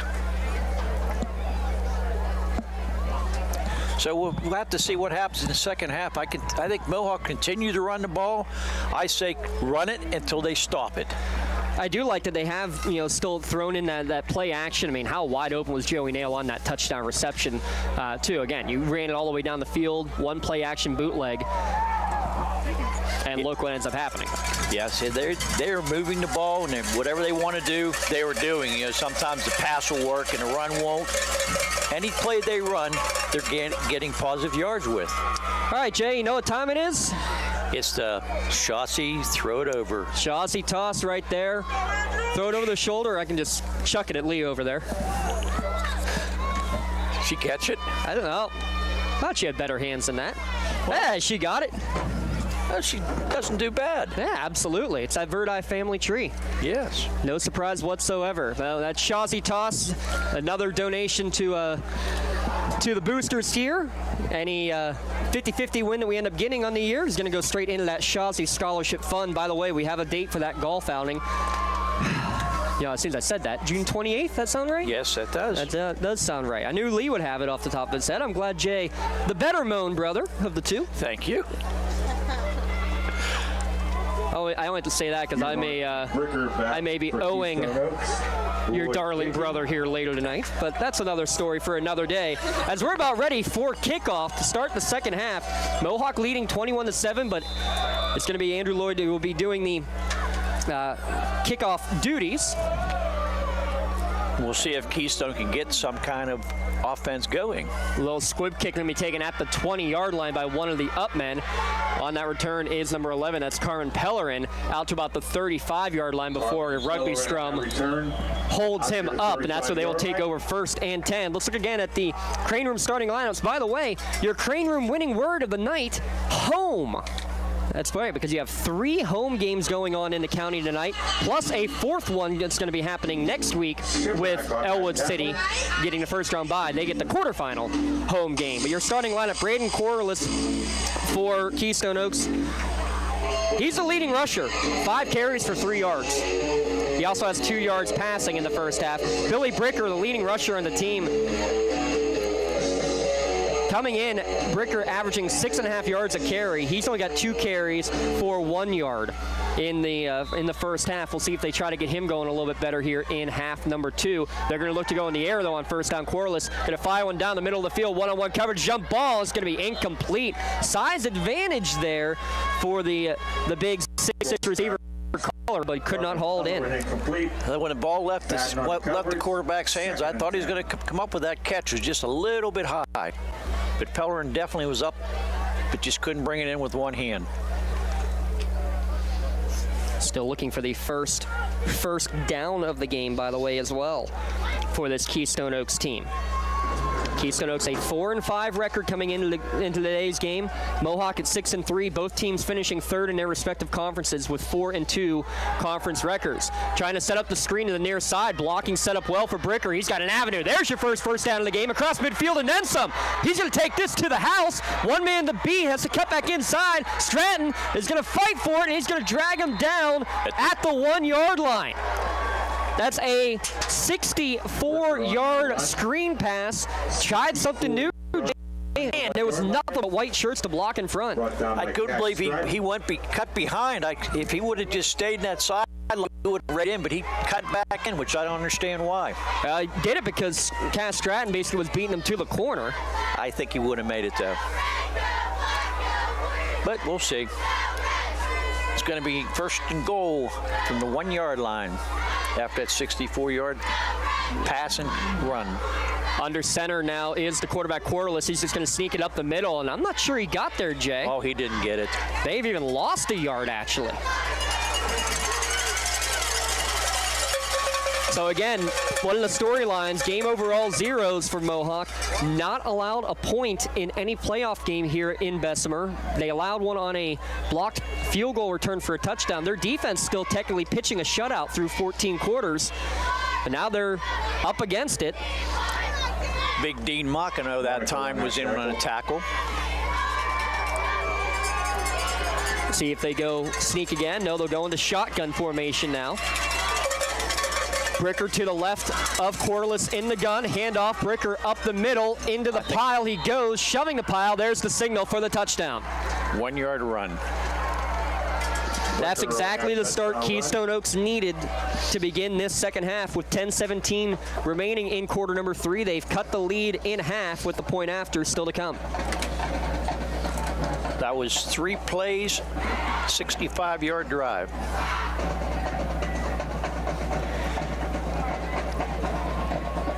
Tenth touchdown run of the season, by the way, for the running back Billy Bricker. Philistine in for the extra point. Now Philistine on to attempt the extra point. High snap, they're able to get it down. The kick is up. And it is just inside the left upright and good. 21-14. Good start for KO, but Mohawk still with the advantage. We'll be back in a moment. It's the Lawrence County SportsNet powered by LCAP, watching on NFHS Network. GEM building contractors and developers have a proven record of performance on any size project. They bring value, local craftsmanship, expert management to meet any challenge. From design construction, from inspection to budget estimation, GEM Builders has been building our community for 70 years.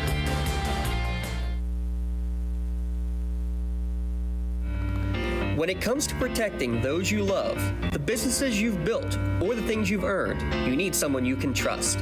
Who better to protect your interests than a local insurance agent? Pontius Insurance is a team of local agents helping local residents in Lawrence County and surrounding areas, specializing in auto, home, business, and life insurance. Come see Dan Pontius, Jessica Dix, and Tracy Giddings, and the rest of the team at Pontius Insurance, and receive the personalized service you deserve.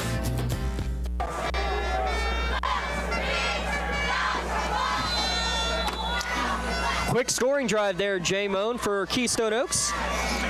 3 plays, 65 yards, 1 and 34 seconds, and 1 yard run by Bricker. That's your Joseph's Marketplace drive summary. Give them a call or stop by. Check them out on Facebook and see what's cooking today. Squib kick actually kicked forward accidentally by the return man of Mohawk at the 25-yard line. Kicked it all the way to the 30. Grabbing it there is Logan and then getting held up at the 31. That's where Mohawk will take over. 1st and 10. Mentioned winner, this one will take on South Park. There are some South Park players in attendance. Saw them there during the halftime break. Speaking of which, during the halftime break, well, Dotson screwed up. Dotson was supposed to announce our October award winners. So we're going to have to get back to that. Maybe wait till the music's done? Yes, we definitely will. Thank you, Mr. McNish, for blowing out our eardrums. We greatly appreciate it. He's got a great setup in there, though. Make this home field advantage a big advantage. So they're going to go quick pass out to the flat. 5th catch of the game for number 5, Blake Logan. Actually, yeah, that is number 5. He came in needing 7 to break the, or excuse me, to tie the single season receptions record. I predicted he would break it this game, and I think I'm going to be right. 5 catches for 56 yards and a touchdown for Logan. Joey Nail with a touchdown catch as well. Corey Fennell, Landon Argero as wide receivers in the Crane Room starting lineup. Jackson Chapman, the tight end. And the offensive line again from left to right. Dan Monaco, Dylan Sumi, Franklin Kelly, John Gleghorn, and Braden Radsminski. We haven't heard Jackson Chapman's name on offense yet, but it can happen. He's going to be a blocker in a tight end position as this handoff left side. Big hole, 1st down and more, across the 45, across midfield. Cass Stratton down to the 46-yard line of KO. Give him a gain of 14 yards. He's now got 13 carries for 17. That middle of the line is opening up tremendous holes for Cass Stratton. He is hitting them and getting a lot of yards every time he touches the ball. Blake Logan, does he look a little hobbled as he's going back to the huddle, or stopped? He knew the play call. He got it from the sideline. Yes. I thought he was a little short getting back to the huddle. He didn't need to. Nope, he knows what's going on. 8:45 remaining in the 3rd quarter. Mohawk first drive of the 2nd half, leading 21-14. Pistol formation. Here's your end around. Chapman getting that carry out to the 40-yard line. Check that. That was the other tight end in the formation. Joey Nail getting the handoff. The misdirection on that little end around. It's not very often you have players at tight end athletic enough to run that play, nevertheless get consistently 6 yards like that one has. That was a very nice run by Nail. He has a little bit of speed there. Joey Nail caught his second touchdown pass of the year. He also has a touchdown rush on the season. Walk it like I talk it. Walk it like I talk it. Walk it like I talk it. Walk it like I talk it. 8 minutes remaining, 21-14. Walk it like I talk it. Walk it. You got the approval up here from our production staff as Stratton, good cut in the hole, comes back near side. He's going to get the first down inside the 35, down to the 34-yard line, pickup of 6 yards. Cass Stratton, it has been his show here tonight. They like to work the hot hand, mix them in and out at times, but right now, keep feeding it to Cash Money. Until you stop them, you run it.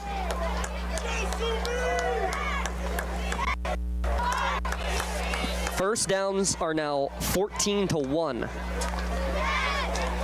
Looks like they're taping up Connor Hart's wrist or arm.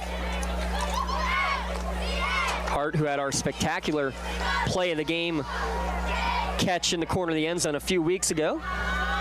Tended by the medical staff, back ready to check in after this first down play. First down from the 34-yard line of KO. Here's another fake handoff, inside trap to Stratton. He's got an avenue. Noah near him to the 20, to the 10. Makes the man miss at the 10, inside the 5, down to about the 2-yard line. Wow. Wow. 32-yard run down to the 2-yard line. Get on the LCAP instant replay. Madden was on the sideline celebrating. He thought that was an easy touchdown. Give credit to the defender coming over at the last second. I thought he was going to get in too. It was Gerhard who forced him back inside at the last second. That is a 32-yard pickup. I would give him the ball and let him get the touchdown.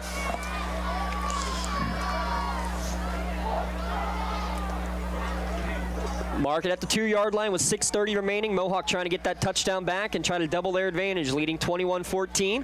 Pistol formation, handoff, and he was not going to make it, but we have a flag. Yeah, I think lined up in the neutral zone again was Keystone Oaks. Nope, I think it's motion on the false start.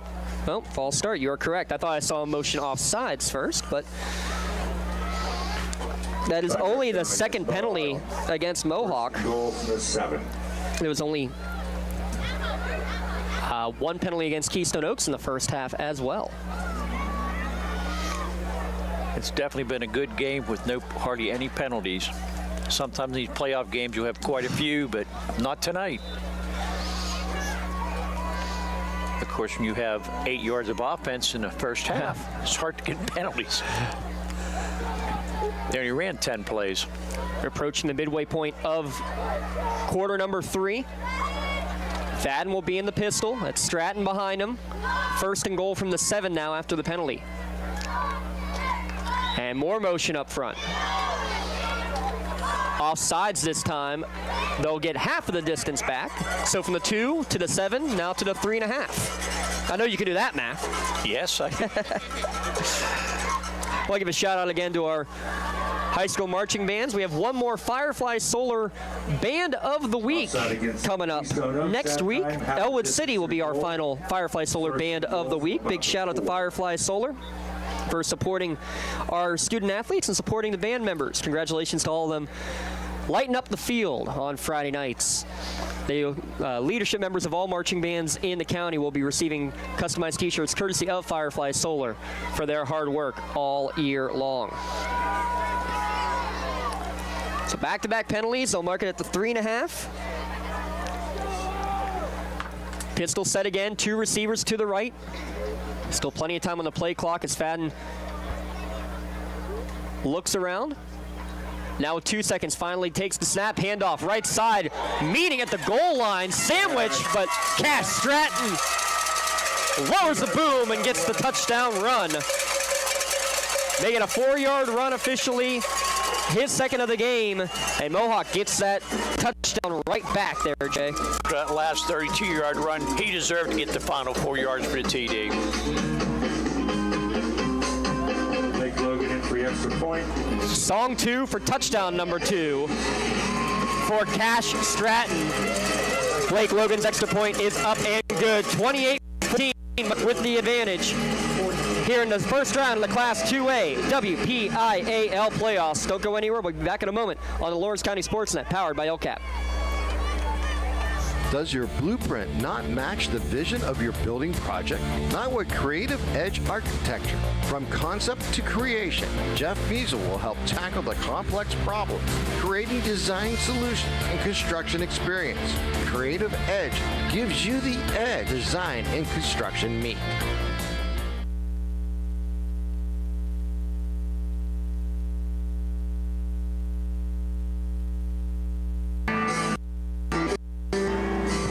(28-14) with 5:28 remaining here in the third quarter. Mohawk, the 7 seed, leading 10 seed at Keystone Oaks.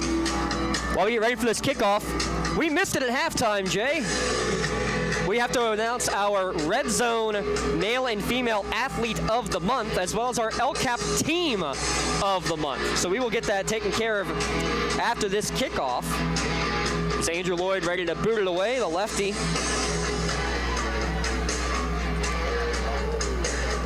Drives this, low line drive kick, bounces to the 20, bounces to the 5, bounces down and dives at the 1 yard line. He's got to be picked up there by the Keystone Oaks defender. He comes down the near sideline, he breaks tackles, he's out past the 30, out to the 40 yard line. Disaster for KO, turns into a prosperous return out to about the 41. But awards. Let's start with our male and female athlete of the month because they share a school. They share a team, actually. Your male athlete of the month, Elijah Palmer McCain, extending his records. He's now over 4,000 career rushing yards. Career rushing touchdowns. Both are records for Elwood City football. They enjoy a week off, but he gets a Red Zone Athlete of the Month award, as does Caitlin Kreitzer, the two-sport athlete here in the fall. Got to the playoffs for volleyball, won a playoff game there, and set the career extra points record for the football team. So Caitlin Kreitzer, the female Red Zone Athlete of the Month. First and 10 from the 40, dropping back is Corliss, looking down the field, throw over the middle. It's going to be through the hands of the intended target. That was Hrivnak, who returned the blocked field goal, 65 yards for the touchdown in the first quarter. Could not snag that one. That was a nice thrown ball by the quarterback, but he just could not keep control of it.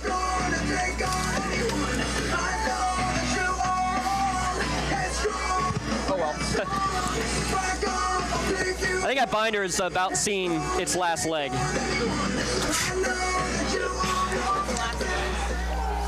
No runs here in the second half yet, except for the touchdown. There's a throw, and it's going to be intercepted. Stepping in front of the pass on the far sideline. Believe it's Blake Logan making the pick. It is. Blake Logan on that interception. Warriors take over. His fourth interception of the season. There it is on your LCAP Instant Replay. Just jumped the route for the pick. I think he watched the quarterback's eyes and saw he was going to throw it. Jumped right in front of him. Easy interception. I was just ready to say the only runs of the game came on the quarterback sneak and then a run for a touchdown. They've been trying to throw it. There's not a lot of running going on tonight at all for Keystone Oaks, but now the first Medora Bonner Law change in possession. Jeanette takes the lead over Neshannock. They return the opening kickoff of the second half for a touchdown. That's a upset brewing there. 14-7, the 13 seed Jeanette leading the 4 seed Neshannock Lancers. As this is a carry up the middle for Sammy List. Give him a gain of 4. We have one last piece of information to give out, though. Our LCAP Team of the Month. For the first time since 1944, an undefeated regular season for Elwood City football. Your LCAP Team of the Month. Again, they will host their first playoff game in over 2 decades coming up next week at Helling Stadium. So congratulations. It's an Elwood City sweep. Caitlin Kreitzer, Elijah Palmer McCain, and Elwood City football for your Red Zone Athletes of the Month and your LCAP Team of the Month. See if Mohawk can get another good drive going, take some time off the clock. Using every second on that play clock before another handoff to Sam List. Gets inside the 35, and that's about it. Give him a gain of 3. We're down to 4 minutes and 10 seconds here in the third quarter. Mohawk with a 28-14 lead, maintaining their 14-point halftime advantage. When you run the ball, the clock just keeps running. Does not stop, except to move the chains. And Mohawk has been incredibly efficient here tonight. Local score update. Riverside on the road, leading 22-0 over Olsh. That's the 8-9 game here in the Class 2A tournament. Mohawk 3 of 5 on third downs in the first half. Yep, they don't need to run a play this time as they get KO to jump. I think 2 people actually jumped there. Good use of the hard count. There from the Warriors. Third penalty against KO, and they've all been offsides penalties. First and 10 from the Keystone Oaks 30. Good and cadence called by Bobby Fadden to get him to jump.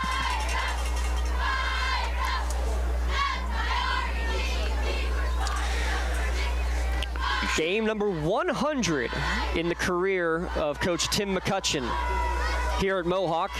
His Warriors with a 28-14 lead. Coming up on 3 minutes remaining in the third quarter. Surveys the field. They're using all 40 seconds every time that they can. Looking to shorten this game.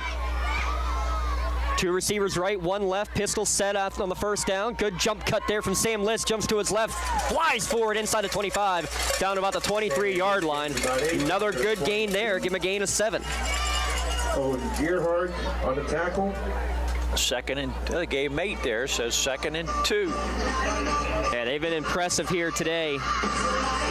Running the football. Again, Cash Stratton, 159 rushing yards on the day for him on 16 carries.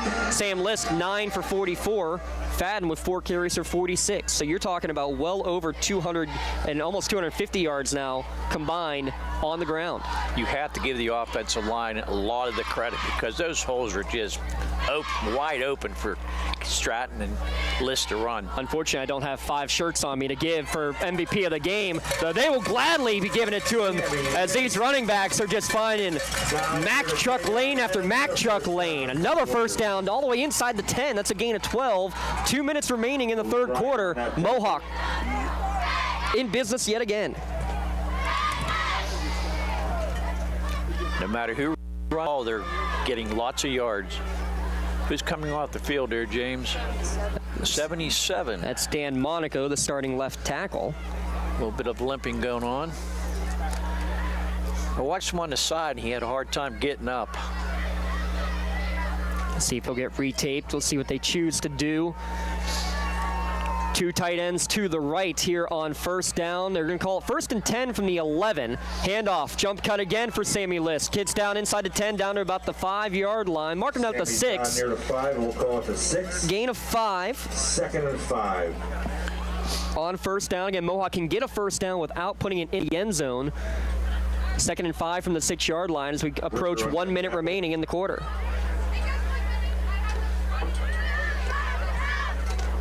He's stretching his leg. He wants to go back in. Monaco, one of the couple of linemen who wear that Guardian cap. Love that as a new addition at all levels of football, allowing them to wear those caps during play, not just practice. 2nd down and 5. They're going to go with a little fake up the middle. This time the end around is snuffed out. Try to get the inside trap. I believe that was to Chapman this time, and it was read perfectly. Open up for us of about 5. It'll be 3rd down and 10. Back at the 10. That was good defense by Oaks to jump in the backfield and make that stop. 3rd and 9. You mentioned you hadn't heard Jackson Chapman's name on offense. Not the way you wanted to hear number 84's number called there. It'll be 3rd and 9 from the 10-yard line, but teams are going to switch sides. That's 3 quarters of play done. Mohawk leading Keystone Oaks 28-14. It's the Class 2A first-round matchup. 7 versus 10. Mohawk leading. Back in a moment. Watching on NFHS Network. Listening on LCSportsNet.com. Tired of gasoline costs? Why drive? Let the Newcastle Transit Authority take you where you want to go. Serving the city of Newcastle and stops throughout Lawrence County, as well as weekday service to Pittsburgh. Public transportation just makes sense. Why drive when you can relax and ride? For more information or for route schedules, log on to newcastletransit.org. The Newcastle Transit Authority, going your way. And remember, senior citizens ride free. I'm Kevin Sapp. I'm president of the Mohawk Education Association. We are one of the sponsors for the Lawrence County SportsNet. We would like to take a moment to wish all of Lawrence County student athletes health and safety as they compete.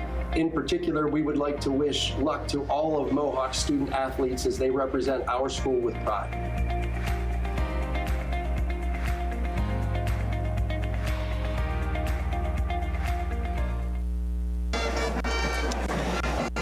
On the clock, fourth quarter action coming your way. Watching on NFHS Network, listening at lcsportsnet.com. Jay Moan alongside, I'm James Dotson. Keystone Oaks, they got 14 points on the board. They have 1 first down in the game. But right now, their back's against the wall defensively. After the interception late in the quarter, Mohawk deep into KO territory. It's going to be 3rd down and 9 from the Keystone Oaks 10-yard line, with Mohawk leading 28-14. Blake Logan with 9 field goals on the year. A field goal is big. It would make it a 3-possession game. But you know, Fadden and company, they want 6. You knew what happened last time he kicked a field goal. That is true. First possession of the game, blocked and returned about 65 yards for a touchdown. It's been all Mohawk, though, ever since. 3 receivers right here on 3rd and 9. I look for Fadden to throw the ball this time. Man in motion going from right to left. Fadden looks that way, now back to his right, man, wide open. It's going to be ball dropped at the goal line. Fadden took a hit, left it wide open, sneaking out of the backfield. I believe it was Fadden looking for number 3, and it was so wide open, and he just can't even believe that he didn't look it in. 4th and 9. Oh, that was so wide open. A beautiful play call. Just couldn't quite look it in. Good, man, you're good. Next play. Next play. See if they're going to go with the field goal or nope. Field goal team is out there, so it'll be List to snap, Fadden to hold, Logan to attempt from the left hash. Will be a 27-yard field goal off the left upright and no good. Special teams, we talked about it. Logan, 9 field goals on the year. He was 9 for 10. He's missed more today. No good. Missed all season long. 1 blocked, and this one doink off the left upright. So Keystone Oaks still alive. 11:48 remaining. 28-14 the score remains. Is it a long touchdown run? Not looking good at Bob Legge Stadium. 21-7 Jeanette now leads. Again, if you're just tuning in, you can watch that one for free at lcsportsnet.com. Quarterback Gina Mazzocco knocked out of the game in the first half. Here, 28-14 your score. Corliss is going to take a design quarterback keeper to the left side. He may have gotten back to the line of scrimmage, but that is it. Again, the running game nowhere to be found tonight for KO. Just 6 rushing yards on 10 plays on the ground today. 2nd and 10. They said no gain. I thought he lost a yard, but I think I'm with you on that. But they gave him forward progress back to the line of scrimmage. They were missed field goal. It's just a scrimmage kick, so it turns into a touchback. So ball at the 20-yard line. 2nd and 10 now for KO. Early 4th quarter. They're already at their average for the year in terms of points scored. There's a good pass to the far sideline, caught right at the first down marker. Just the 2nd first down of the game. Good pitch and catch there, though, to move the chains. On that catch, Stratton on the tackle. Made a nice throw, and receiver tucked the ball in. 1st and 10 from their own 32. Like the Mohawk player did in that time, last time. Yeah, Billy Bricker, the reception on that play. He had the long screen pass as well, the team's leading rusher on the year. Hasn't found it in the ground game, but trying to find a way to get him the ball in space. Makes that first down reception. Ball to the 32-yard line, trips to the right. Looking that way is Corliss. Man open in the flats for Rivnak. He's got some space in front of him. Across the 40, across the 50. Look out. Down the near sideline to the 30. You're not going to get him. Keystone Oaks not going down without a fight. Rivnak's 65-yard blocked field goal for a touchdown earlier. This a 68-yard catch and run to the house. Wow. When he threw that screen pass, I thought there was a lot of yardage, a lot of open yards, but he hit that sideline. He was gone. He wasn't even touched. That quick first step right after he caught it, got upfield in a hurry, Jay. That was the difference. 80 yards drive.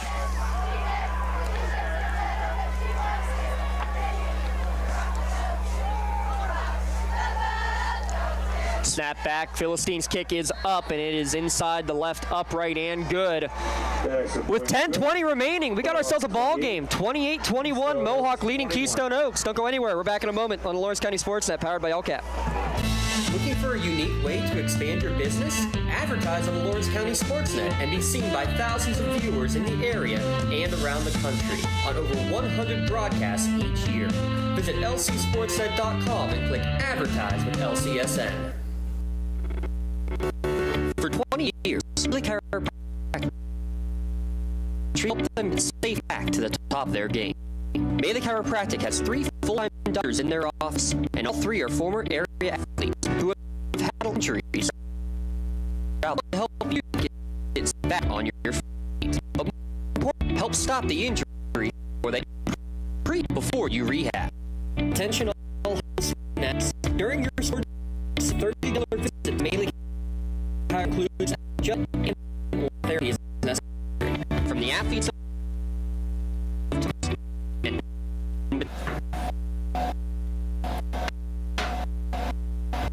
and practice keep you in the game. Touchdown. I think there was a flag. We hope. 28-21 your score here. Mohawk leading Keystone Oaks. 10:20 remaining here in the ball game. Keystone Oaks, though, capitalizing a missed field goal after a dropped touchdown pass. And now a surprise onside kick is going to bounce a couple of times, bobbles off of a Mohawk player, and Keystone Oaks recovers it at the Mohawk 45-yard line.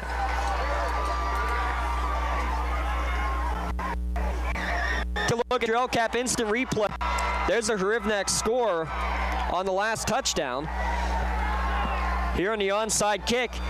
Surprise onside, and it took a wicked third hop, bounced off the chest of a Mohawk player, and was recovered by the Golden Eagles. Keystone recovers outside kick. Wow. Keystone Oaks playing an entirely different football game than they did the first half. They're moving the ball, they're passing the ball, and he's getting time to throw the ball. They begin at the 46-yard line of Mohawk after recovering the onside kick, trailing by 7. Corliss looks to throw again. Flushed out from the pocket, flips it forward, finds big number 27. That's Owen Gerhardt for a short game, but this one's going to come back as there was a big hold of Chapman's jersey here in the backfield. Stratton on the tackle. And Jay, if you're Mohawk, what do you got to be thinking right now? You felt like you had this game in control. You missed the touchdown. You missed the field goal. And now you missed the onside kick. They're going to have to get control of this game again. They had control in the first half. The second half, they come out maybe not as fired up as they were the first half. They're going to have to get it together now because it's only a 7-point lead.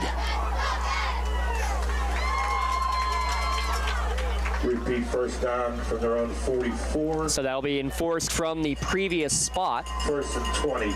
First down and 20. So mark the ball back now to the 44 of the Golden Eagles. They're going to go 4 wide receivers, 3 to the right, 1 to the left.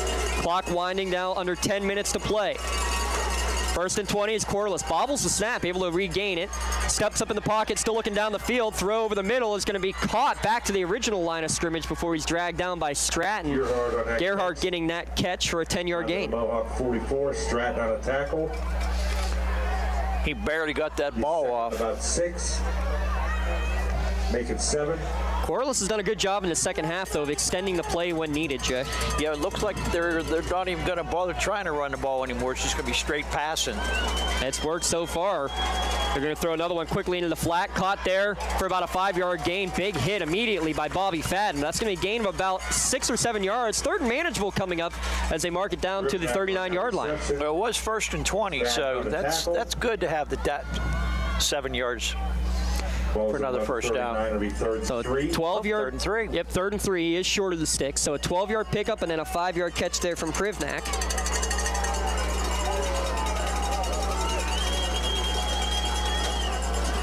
Mohawk jumped but did not go offsides. 3rd and 3 from the 39-yard line of the Warriors. Down to 8:45 remaining on a winding fourth quarter clock.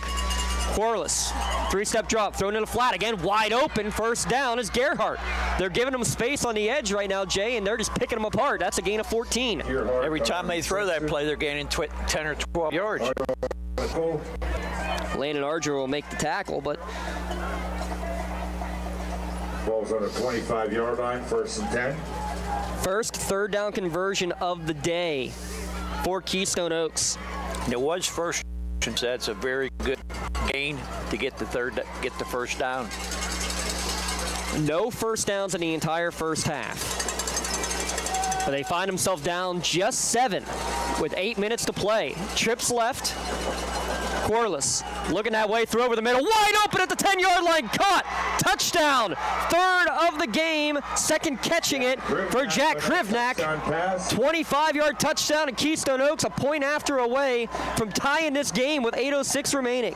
When you say wide open, there wasn't a guy within 5 yards of him. He hit him perfectly in stride, and into the end zone he went.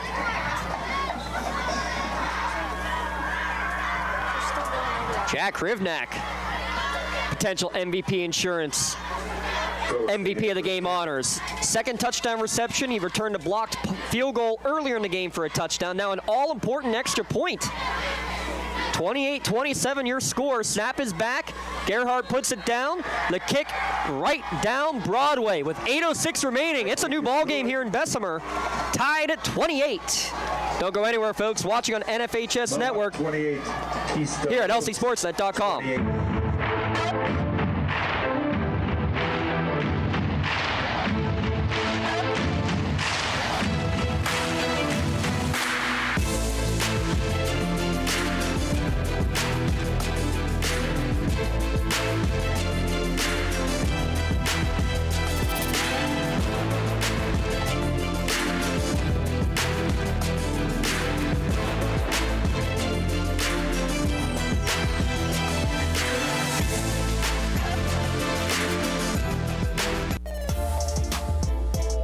This presentation of the NFHS Network is brought to you by American Dairy Association Northeast. Your milk comes from a good place. Here we go. 8:06 remaining after that 25-yard catch and run. Hrivnak wide open. His 3rd total touchdown of the game. We are tied 28-28. I never thought I'd see this, especially the first half. Keystone couldn't do anything on the ground or in the air. 8 yards of offense in the first half for Keystone Oaks. Over 200 yards of offense now in the second half, and the kickoff over everyone's head into the end zone for a touchback. If you're Mohawk, hey, reset, start over with 8:06 remaining. Play your game. I mean, their running backs have been phenomenal. Stratton, 159 yards. Lisk, 61 yards. Fadden, 46 yards. Starts with first down here, Jay. I think this first down play has got to be big. Don't need to get a touchdown immediately. Just work your way down the field, work this clock. If McCutcheon and Rob would have it the way they want, they're going to try to dial something up that takes up the rest of this game, all 8 minutes off the clock. I think that's the best thing to do, because Keystone Oaks they're hot right now after a bad first half, and I would just run the ball like they did, and hopefully no more penalties or anything. Just run the ball, take time off the clock. After 8 yards in the first half, 195 yards in the second for the Golden Eagles to tie this game at 28. Handoff up the middle for Cash Stratton. Gets a couple of yards, not a lot, right up the middle.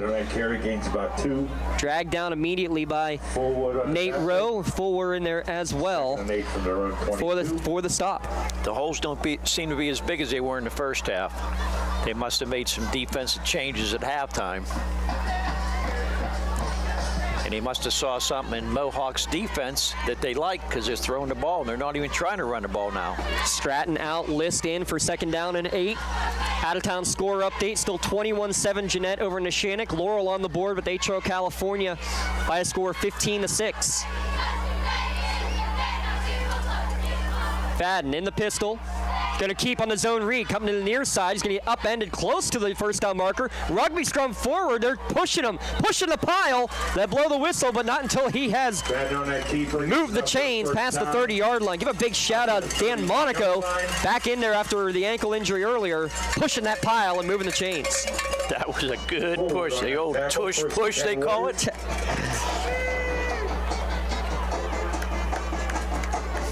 Fadden now with 55 yards on the ground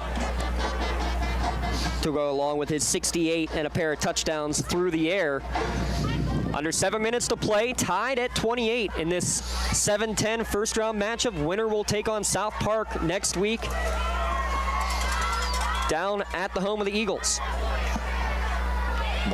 Mohawk is still just taking the clock down 4 or 5 seconds before they make the play. Fadden pump, go down the near sideline, has a man open. It's Blake Logan caught at the 35-yard line of Keystone Oaks. Big gain of about 44 yards to move the chain. Beautiful pass by Fadden to Logan. Hit him in stride. You couldn't throw a better pass. 31-yard line. 37-yard completion. That's the first time we've really seen Mohawk go over the top here tonight. They run the play action, and the defense fell for it, and Logan was wide open going down the sidelines.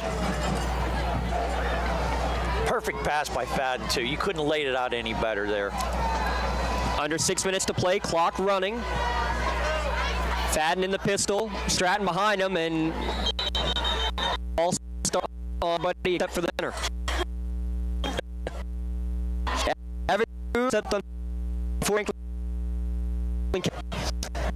He thought it was 2, and it was 3.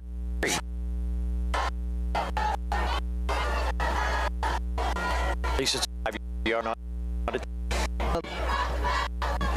Only the third penalty against Mohawk. First one costly, it put him to the edge of field goal range, was blocked, returned for a touchdown. They're able to counteract the red zone false start on their second down and 15. Ball at the Keystone Oaks 37-yard line. We're tied midway through the fourth quarter, tied at 28. Keeper Fadden, right end. Shake and Bake's going to try to get to the corner. Breaks away from 1, breaks away from 2, but he's not going to get away from 3. Gang tackled after a gain of about 2 yards, and that's it. Thought he could have gotten to the corner, Jay, but came up just a little bit short, and then help came. Looked like he tried to cut it inside. I think he maybe should have went out to the edge there a little bit further, but we're up here, and he's down there. 13 to 35. Yeah, tried to make a move, and the shake and bake didn't work. Yeah, defensive end on that side, linebacker kind of held the edge nicely. We're under 5 minutes to play now. Second down and 13. Mohawk with the ball at the 35-yard line. 2 receivers left in a tie ball game. Pistol set, Stratton behind Fadden. Fadden rolling out to his left, trying to get to the edge. Looking downfield, no one there. He's just going to throw it away wisely. Actually trying to make a toe-tapping catch. Did he keep his feet in bounds? No, he didn't. Landon Ardro needed to be about an inch or 2 taller, and he might have been able to somehow back and make that snag on the near sideline. I thought he was going to step out of bounds there. Just before he went out, he threw that ball. That pass out of bounds. Check it out here on your LCAP Instant Replay. Remember, openings available in preschool classrooms and pre-K classrooms all across Lawrence County. Man, he nearly did drag those toes. Only need 1 foot. Don't have to be 1 foot twice either, like Pickens, and then who was it last night? Garrett Wilson trying to do it again. I didn't understand that play. That's right, Leah. Yeah, the knee is why that was a touchdown. You're right. No dice on this one. 3rd and 13 now for Mohawk. Fadden, quarterback draw. Oh. Runs out of room again. It's pump faked, and it's going to get dragged down. Kind of got hit at the right arm by Carmen Pellerin. He was unable to unleash the football. And that's going to be a sack of a loss of 10. With 4:15 remaining, Mohawk's going to have to punt the football away. I think Fadden should have thrown that ball away, but he tried to pump fake, and it wasn't going to happen. And at that point, he had basically bodies draped all over him. At least he held on the ball and didn't fumble. First sack of Fadden today, but again, it's a loss of 7 or loss of 10, excuse me, as a result. So now Logan back to punt it away. Bricker, the lone return man, standing at his own 10, and the punt is nearly blocked on the rugby-style punt. Bounces at the 15, it's muffed, and ball is loose at the 16-yard line. Mohawk says they have the football, and they do. It bounced right into the arms of Bricker. He couldn't get it, and for the first time tonight, we're going to call Jackson Chapman with the recovery. I believe actually wouldn't have that ball. A ball bounced like that, just get out of the way. I think he was trying to be honest there, Jay. Just watch on the replay how it bounces and it goes right to him. He really didn't have much choice other than to try to jump on it, and Gerhardt could not do so. Chapman, his 4th fumble recovery of the season, 16-yard line with 3:40 remaining. Mohawk extra life. What a bad problem for Keystone Oaks.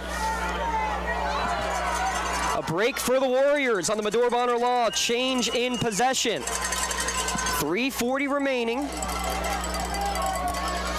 They can take his clock down as far as they want it. The less time to give Keystone Oaks, the better.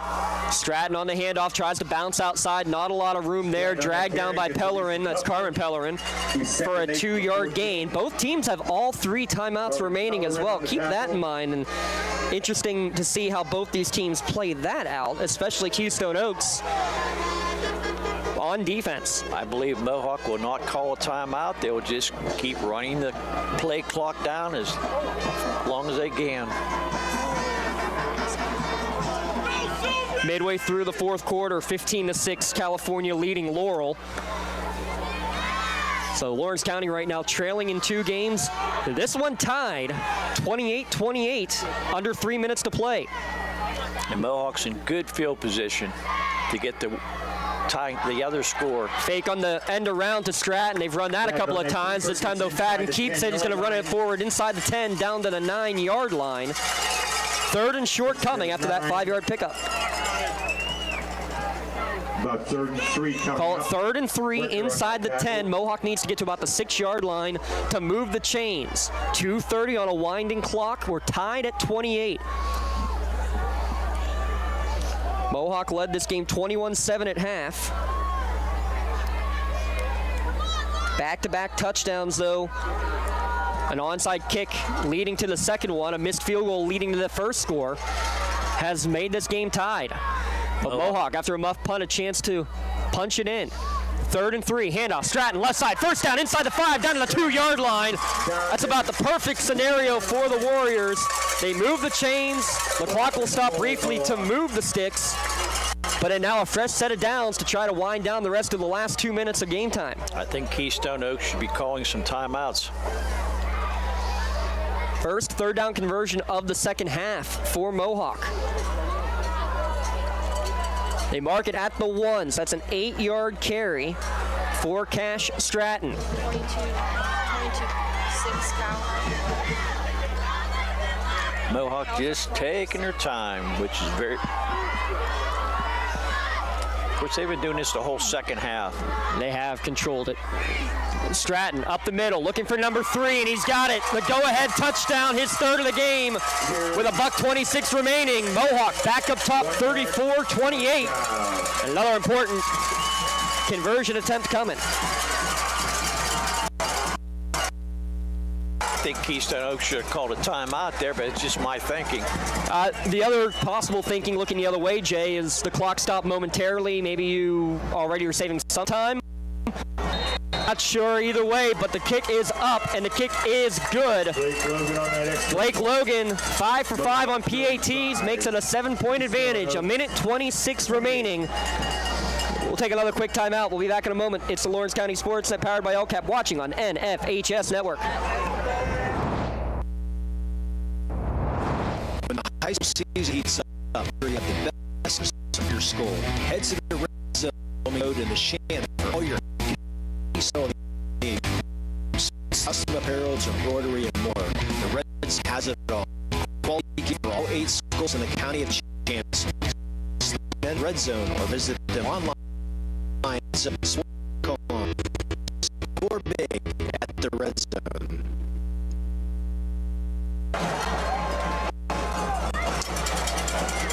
After the muff punt, 4 plays, 16 yards, leading to the touchdown.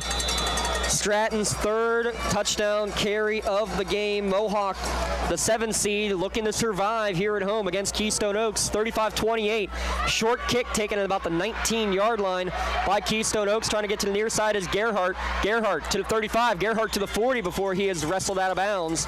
With 1:19 remaining. All 3 timeouts left.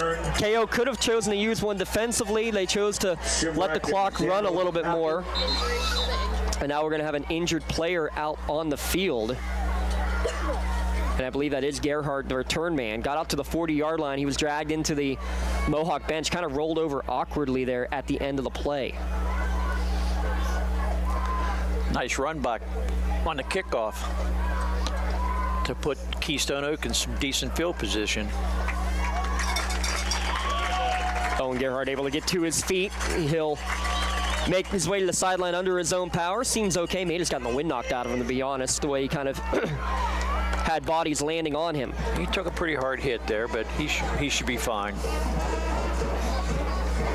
The biggest thing is 1:19 left, and they have 60 yards to go. 40, 1st and 10.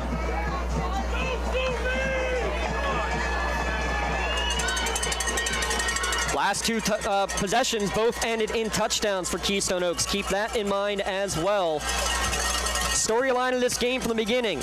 This is the worst offense in the Class 2A playoffs going against the worst scoring defense in the Class 2A playoffs.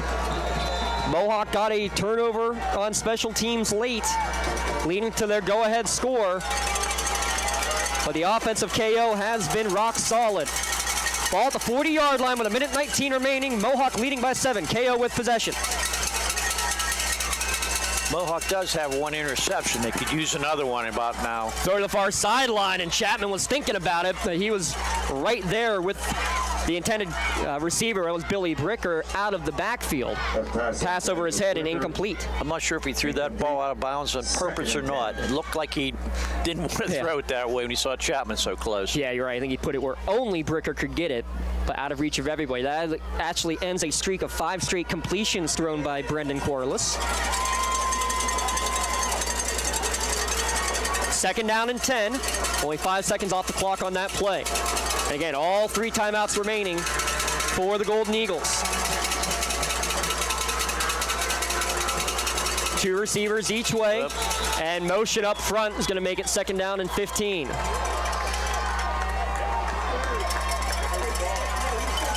Looks like they didn't know what was supposed to be on, a 1 or a 2 again. Against Keystone Oaks. 35-28 your score. From their own 35. Riverside, the 9 seed, all over Olsh in that game. 29-0 late in the 4th quarter. Panthers will advance to take on top-seeded Seton LaSalle next week. 2nd and 15. Corliss in the gun. Low snap, able to handle it. 3-man rush for the Warriors. He's going to fire one down the middle of the field. May have gotten tipped at the line as it comes up way short. Basically into a Bermuda Triangle with no white jerseys around it. 3rd down and 15 to go. How about that? Getting pressure with the 3-man rush there, Jay.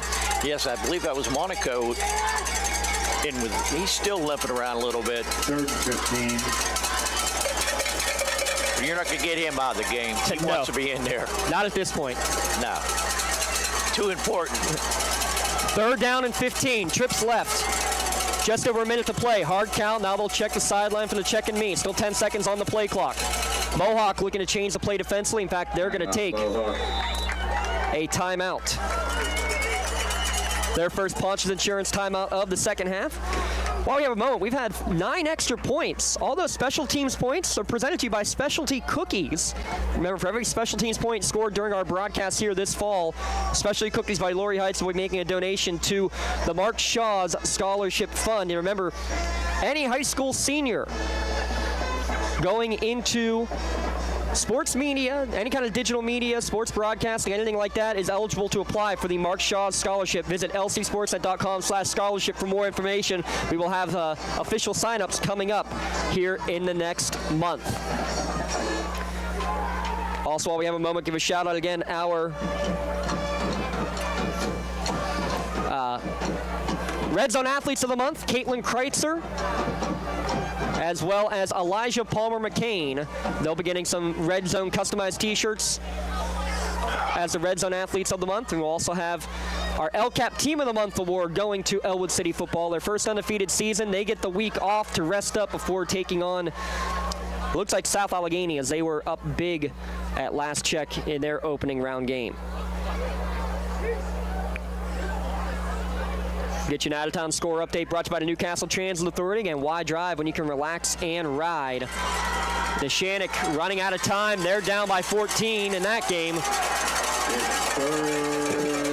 Keystone Oaks running out of time here. Asking the Bessemer faithful to get loud is the Mohawk defense. 3rd and 15 with 1 minute, 8 seconds left. Ball at the 35-yard line of Keystone Oaks. Blitz off the edge, timed it right. Now they're going to fire it down the middle of the field. Man behind the defense, but undercutting it and making the interception. Ending a beautiful night. Cash Stratton, he dropped the touchdown earlier in the game. Makes up for it with essentially a game-stealing interception at the 30-yard line. What a beautiful interception. The ball was thrown. He turned right in front of the receiver. He was going to get the ball, and the receiver, there's no way he was going to get that ball. 3 touchdowns running the football, and why not get your first interception of the year? That's his first one of the year. First pick of the year. He had a fumble recovery, but that's his first interception for the sophomore. That definitely makes up for that touchdown pass he dropped. I'm sure he felt terrible about that because he was so wide open, and I think he just looked. Yeah. But what do you say in any situation like that when something doesn't go your way? You go and make the next play. Cass Stratton, right now, the game-winning touchdown, as well as that game-sealing interception. Mohawk takes their second Pontius Insurance timeout here of the second half. And again, Keystone Oaks, they still have all 3 remaining.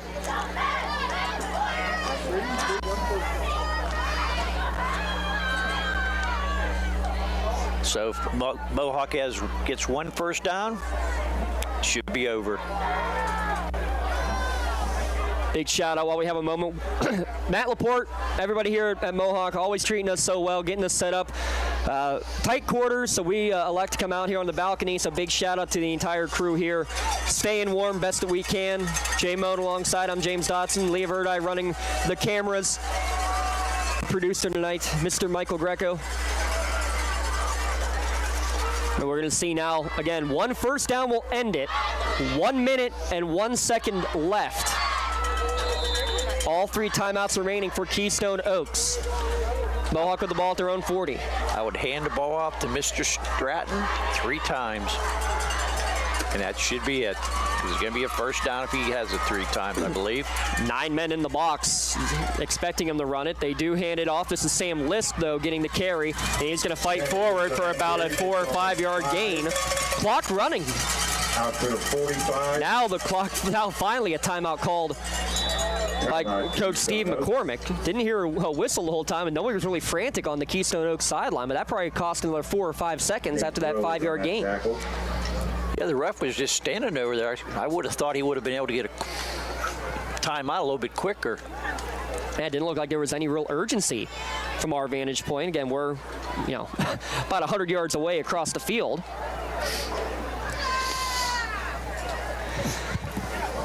Unfortunately, with 3 Lawrence County teams playing tonight, it looks like we might be down to just one advancing. That's if Mohawk can hold on for the final 52 seconds here. Neshannock still down 2 scores, trying to make a last-ditch drive against Jeanette. Laurel now down 22-6 in their game. A California defense. Sounds like there's some Laurel players banged up in that game too. Injuries unfortunately hurting both the Spartans and the Lancers in their home games tonight.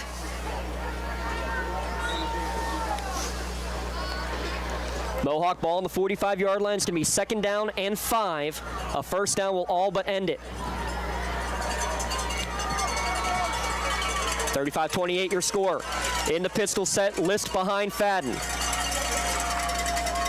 Oh. And who moved first? Someone on the left side. And it's defense. I saw a defense, I believe. Yep, offside's the call. Into the neutral zone, forcing Connor Hart the false start. He thought he had ruined it. He's getting a big hug from his classmate there, Dylan Sumi, because, hey, buddy, you're fine. Sumi and Monaco giving him a little funny jab, because with that, a first down, you can't knee it yet because there's still 2 timeouts remaining for Keystone Oaks, but moving the chains for the 2nd time on a penalty tonight and for the 21st time in the game. And they are just going to take a knee. And Keystone Oaks, they're just going to let it go, I think. They will let it go. So Mohawk will have to snap it one more time. The Warriors will advance to the WPIAL 2A quarterfinals. They will travel down to South Park for the 2nd round.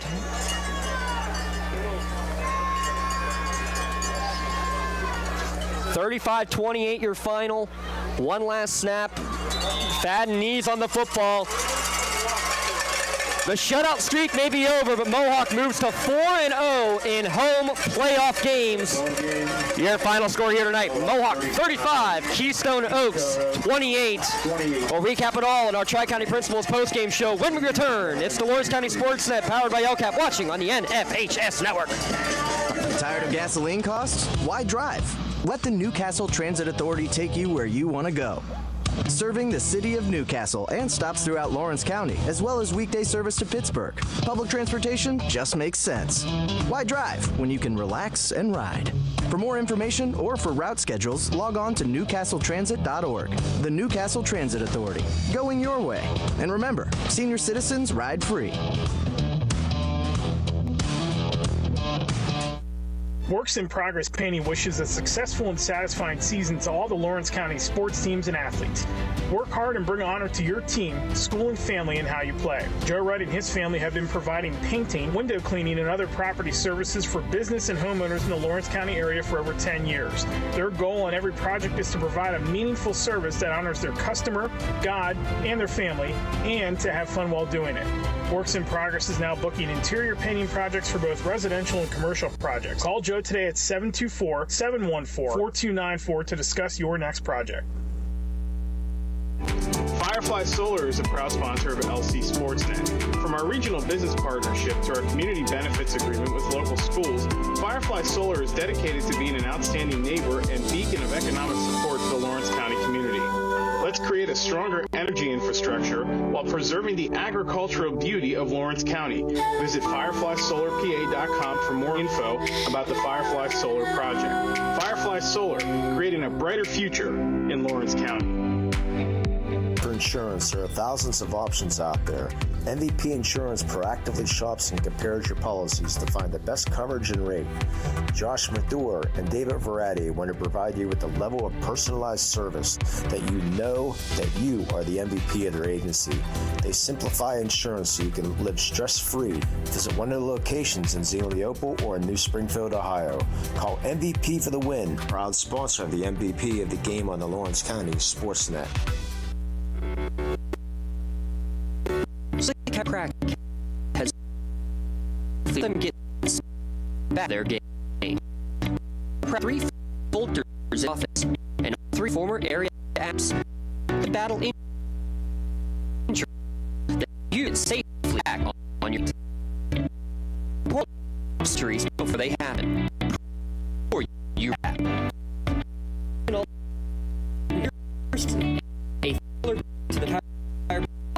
adjustment. There is from the wars in between.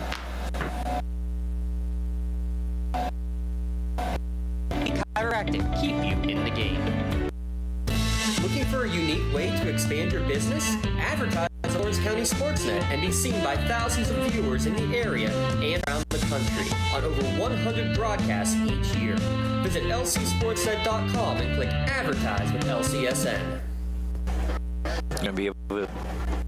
Tri-County Principal's post-game show here on Lawrence County SportsNet, powered by LCAP. It is a final 35-28. Mohawk, the 7 seed, defeats 10-seeded Keystone Oaks. Here in Bessemer to get the win. They advance to the quarterfinals. They'll take on 2-seed South Park next Friday. Should be a home game. South Park, yeah, they have turf, so it'll no question be there at the home of the Eagles. A insane game here, Jay. The way this started. The only points for Keystone Oaks in the first half, they trailed 21-7 at the half. The only points came on blocked field goal return for a touchdown. They had 8 yards of offense in the first half. But then 2 big pass plays in the second half setting up scores. An onside kick to get one of the touchdowns as well. Just all of a sudden, something started working, and it's a 28-28 game. I'll tell you what, the first half was just, Keystone couldn't do anything. And it's like the second half, they just completely different team. They went in at halftime. I don't know if they talked about it or Mohawk just sort of left up a little bit, but before you knew it, it was 28-28. And they couldn't run the ball, but then they started passing the ball. He threw a couple interceptions, and some of his passes are a little bit interesting, to say the least, but hey, they got him back in the game. They did. They found the open receiver, did Brendan Corliss, a couple of different times, but you kind of alluded to it with the rushing yards. Only 6 rushing yards in the game for Keystone Oaks. Turned to the air attack. It worked for enough to get him back into the game, but ended up being Mohawk on top. Let's recap it all here on our GEM Master Builders and Craftsmen scoring recap. That blocked field goal on the opening drive for Mohawk. They get it down. A 40-yard field goal attempt is blocked. Might have actually gone off the back of one of his own players for the Blake Logan attempt. Scooped up by Jack Harivnak, runs in front of his bench the entire way down the sideline for the 65-yard return. Nothing was the score. Mohawk responded immediately, going right down the field. 6 runs, tying up 7-7 on Stratton's first of 3 touchdown runs on the game. They would extend that lead to a 3-and-out on a long 10-play drive. Blake Logan getting his 10th touchdown reception of the season, winning or catching 9 yards out, 14-7. They'd extend that to 21-7. Another touchdown pass from Bobby Fadden, this time to Joey Nail. 21-7 at the half for 8 yards.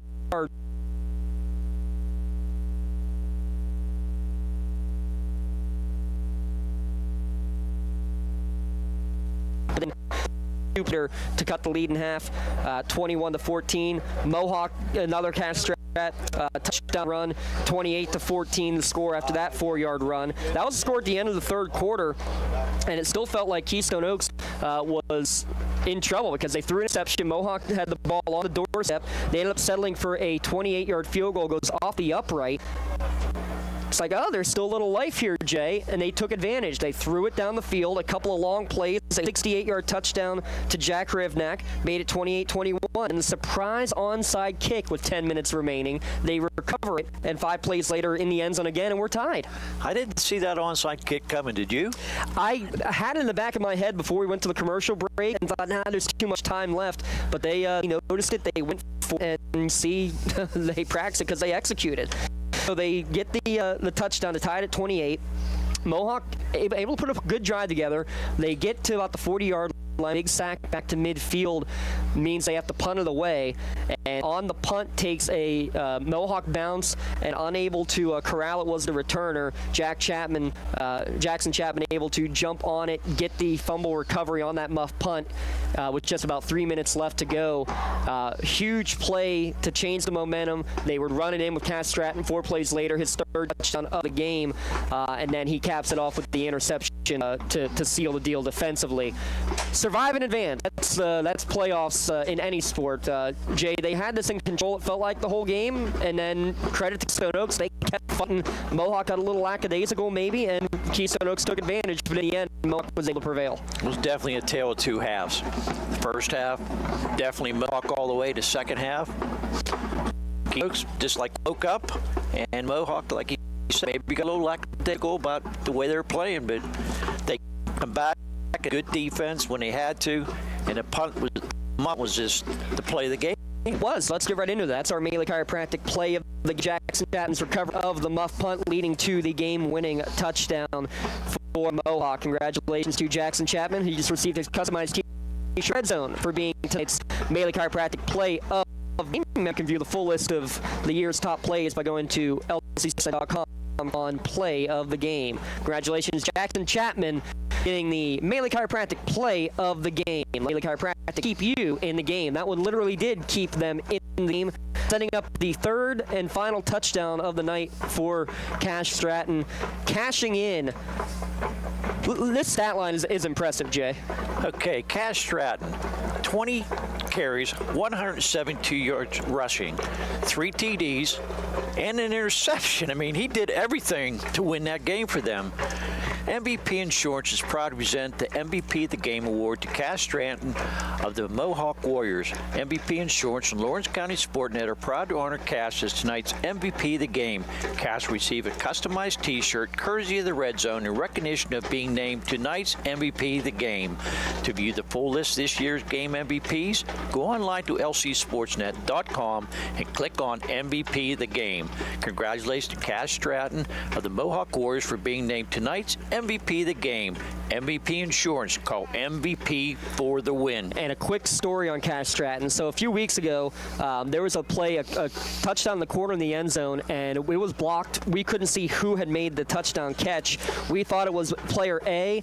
We go down to the field to give the play of the game for that diving catch, and we were told, oh no, that was actually Cash Stratton who made the catch, and so we gave him the award. Then we find later, Cash goes up and says, wait, what did I get the award for? So they get a hold of us, he and his family get a hold of us, like, yeah, I don't think I'm the one who should have been getting this award.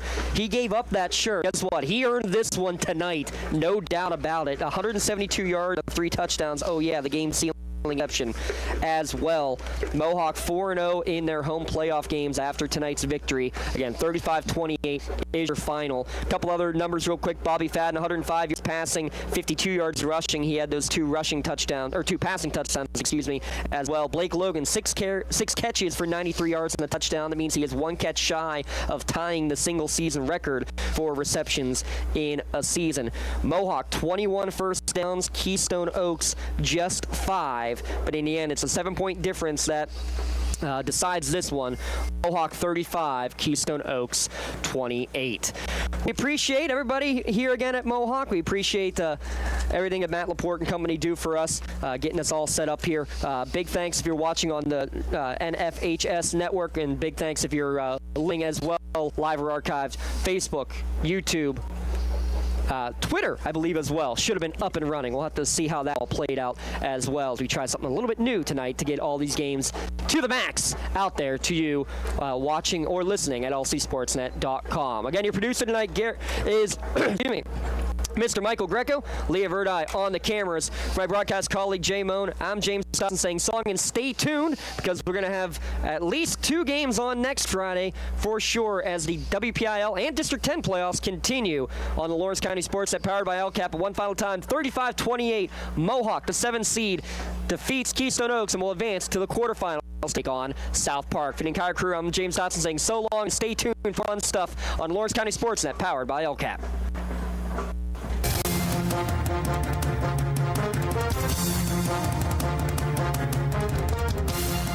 Your voice for Lawrence County sports. The gold ball headed home to Newcastle. This is the Lawrence County SportsNet.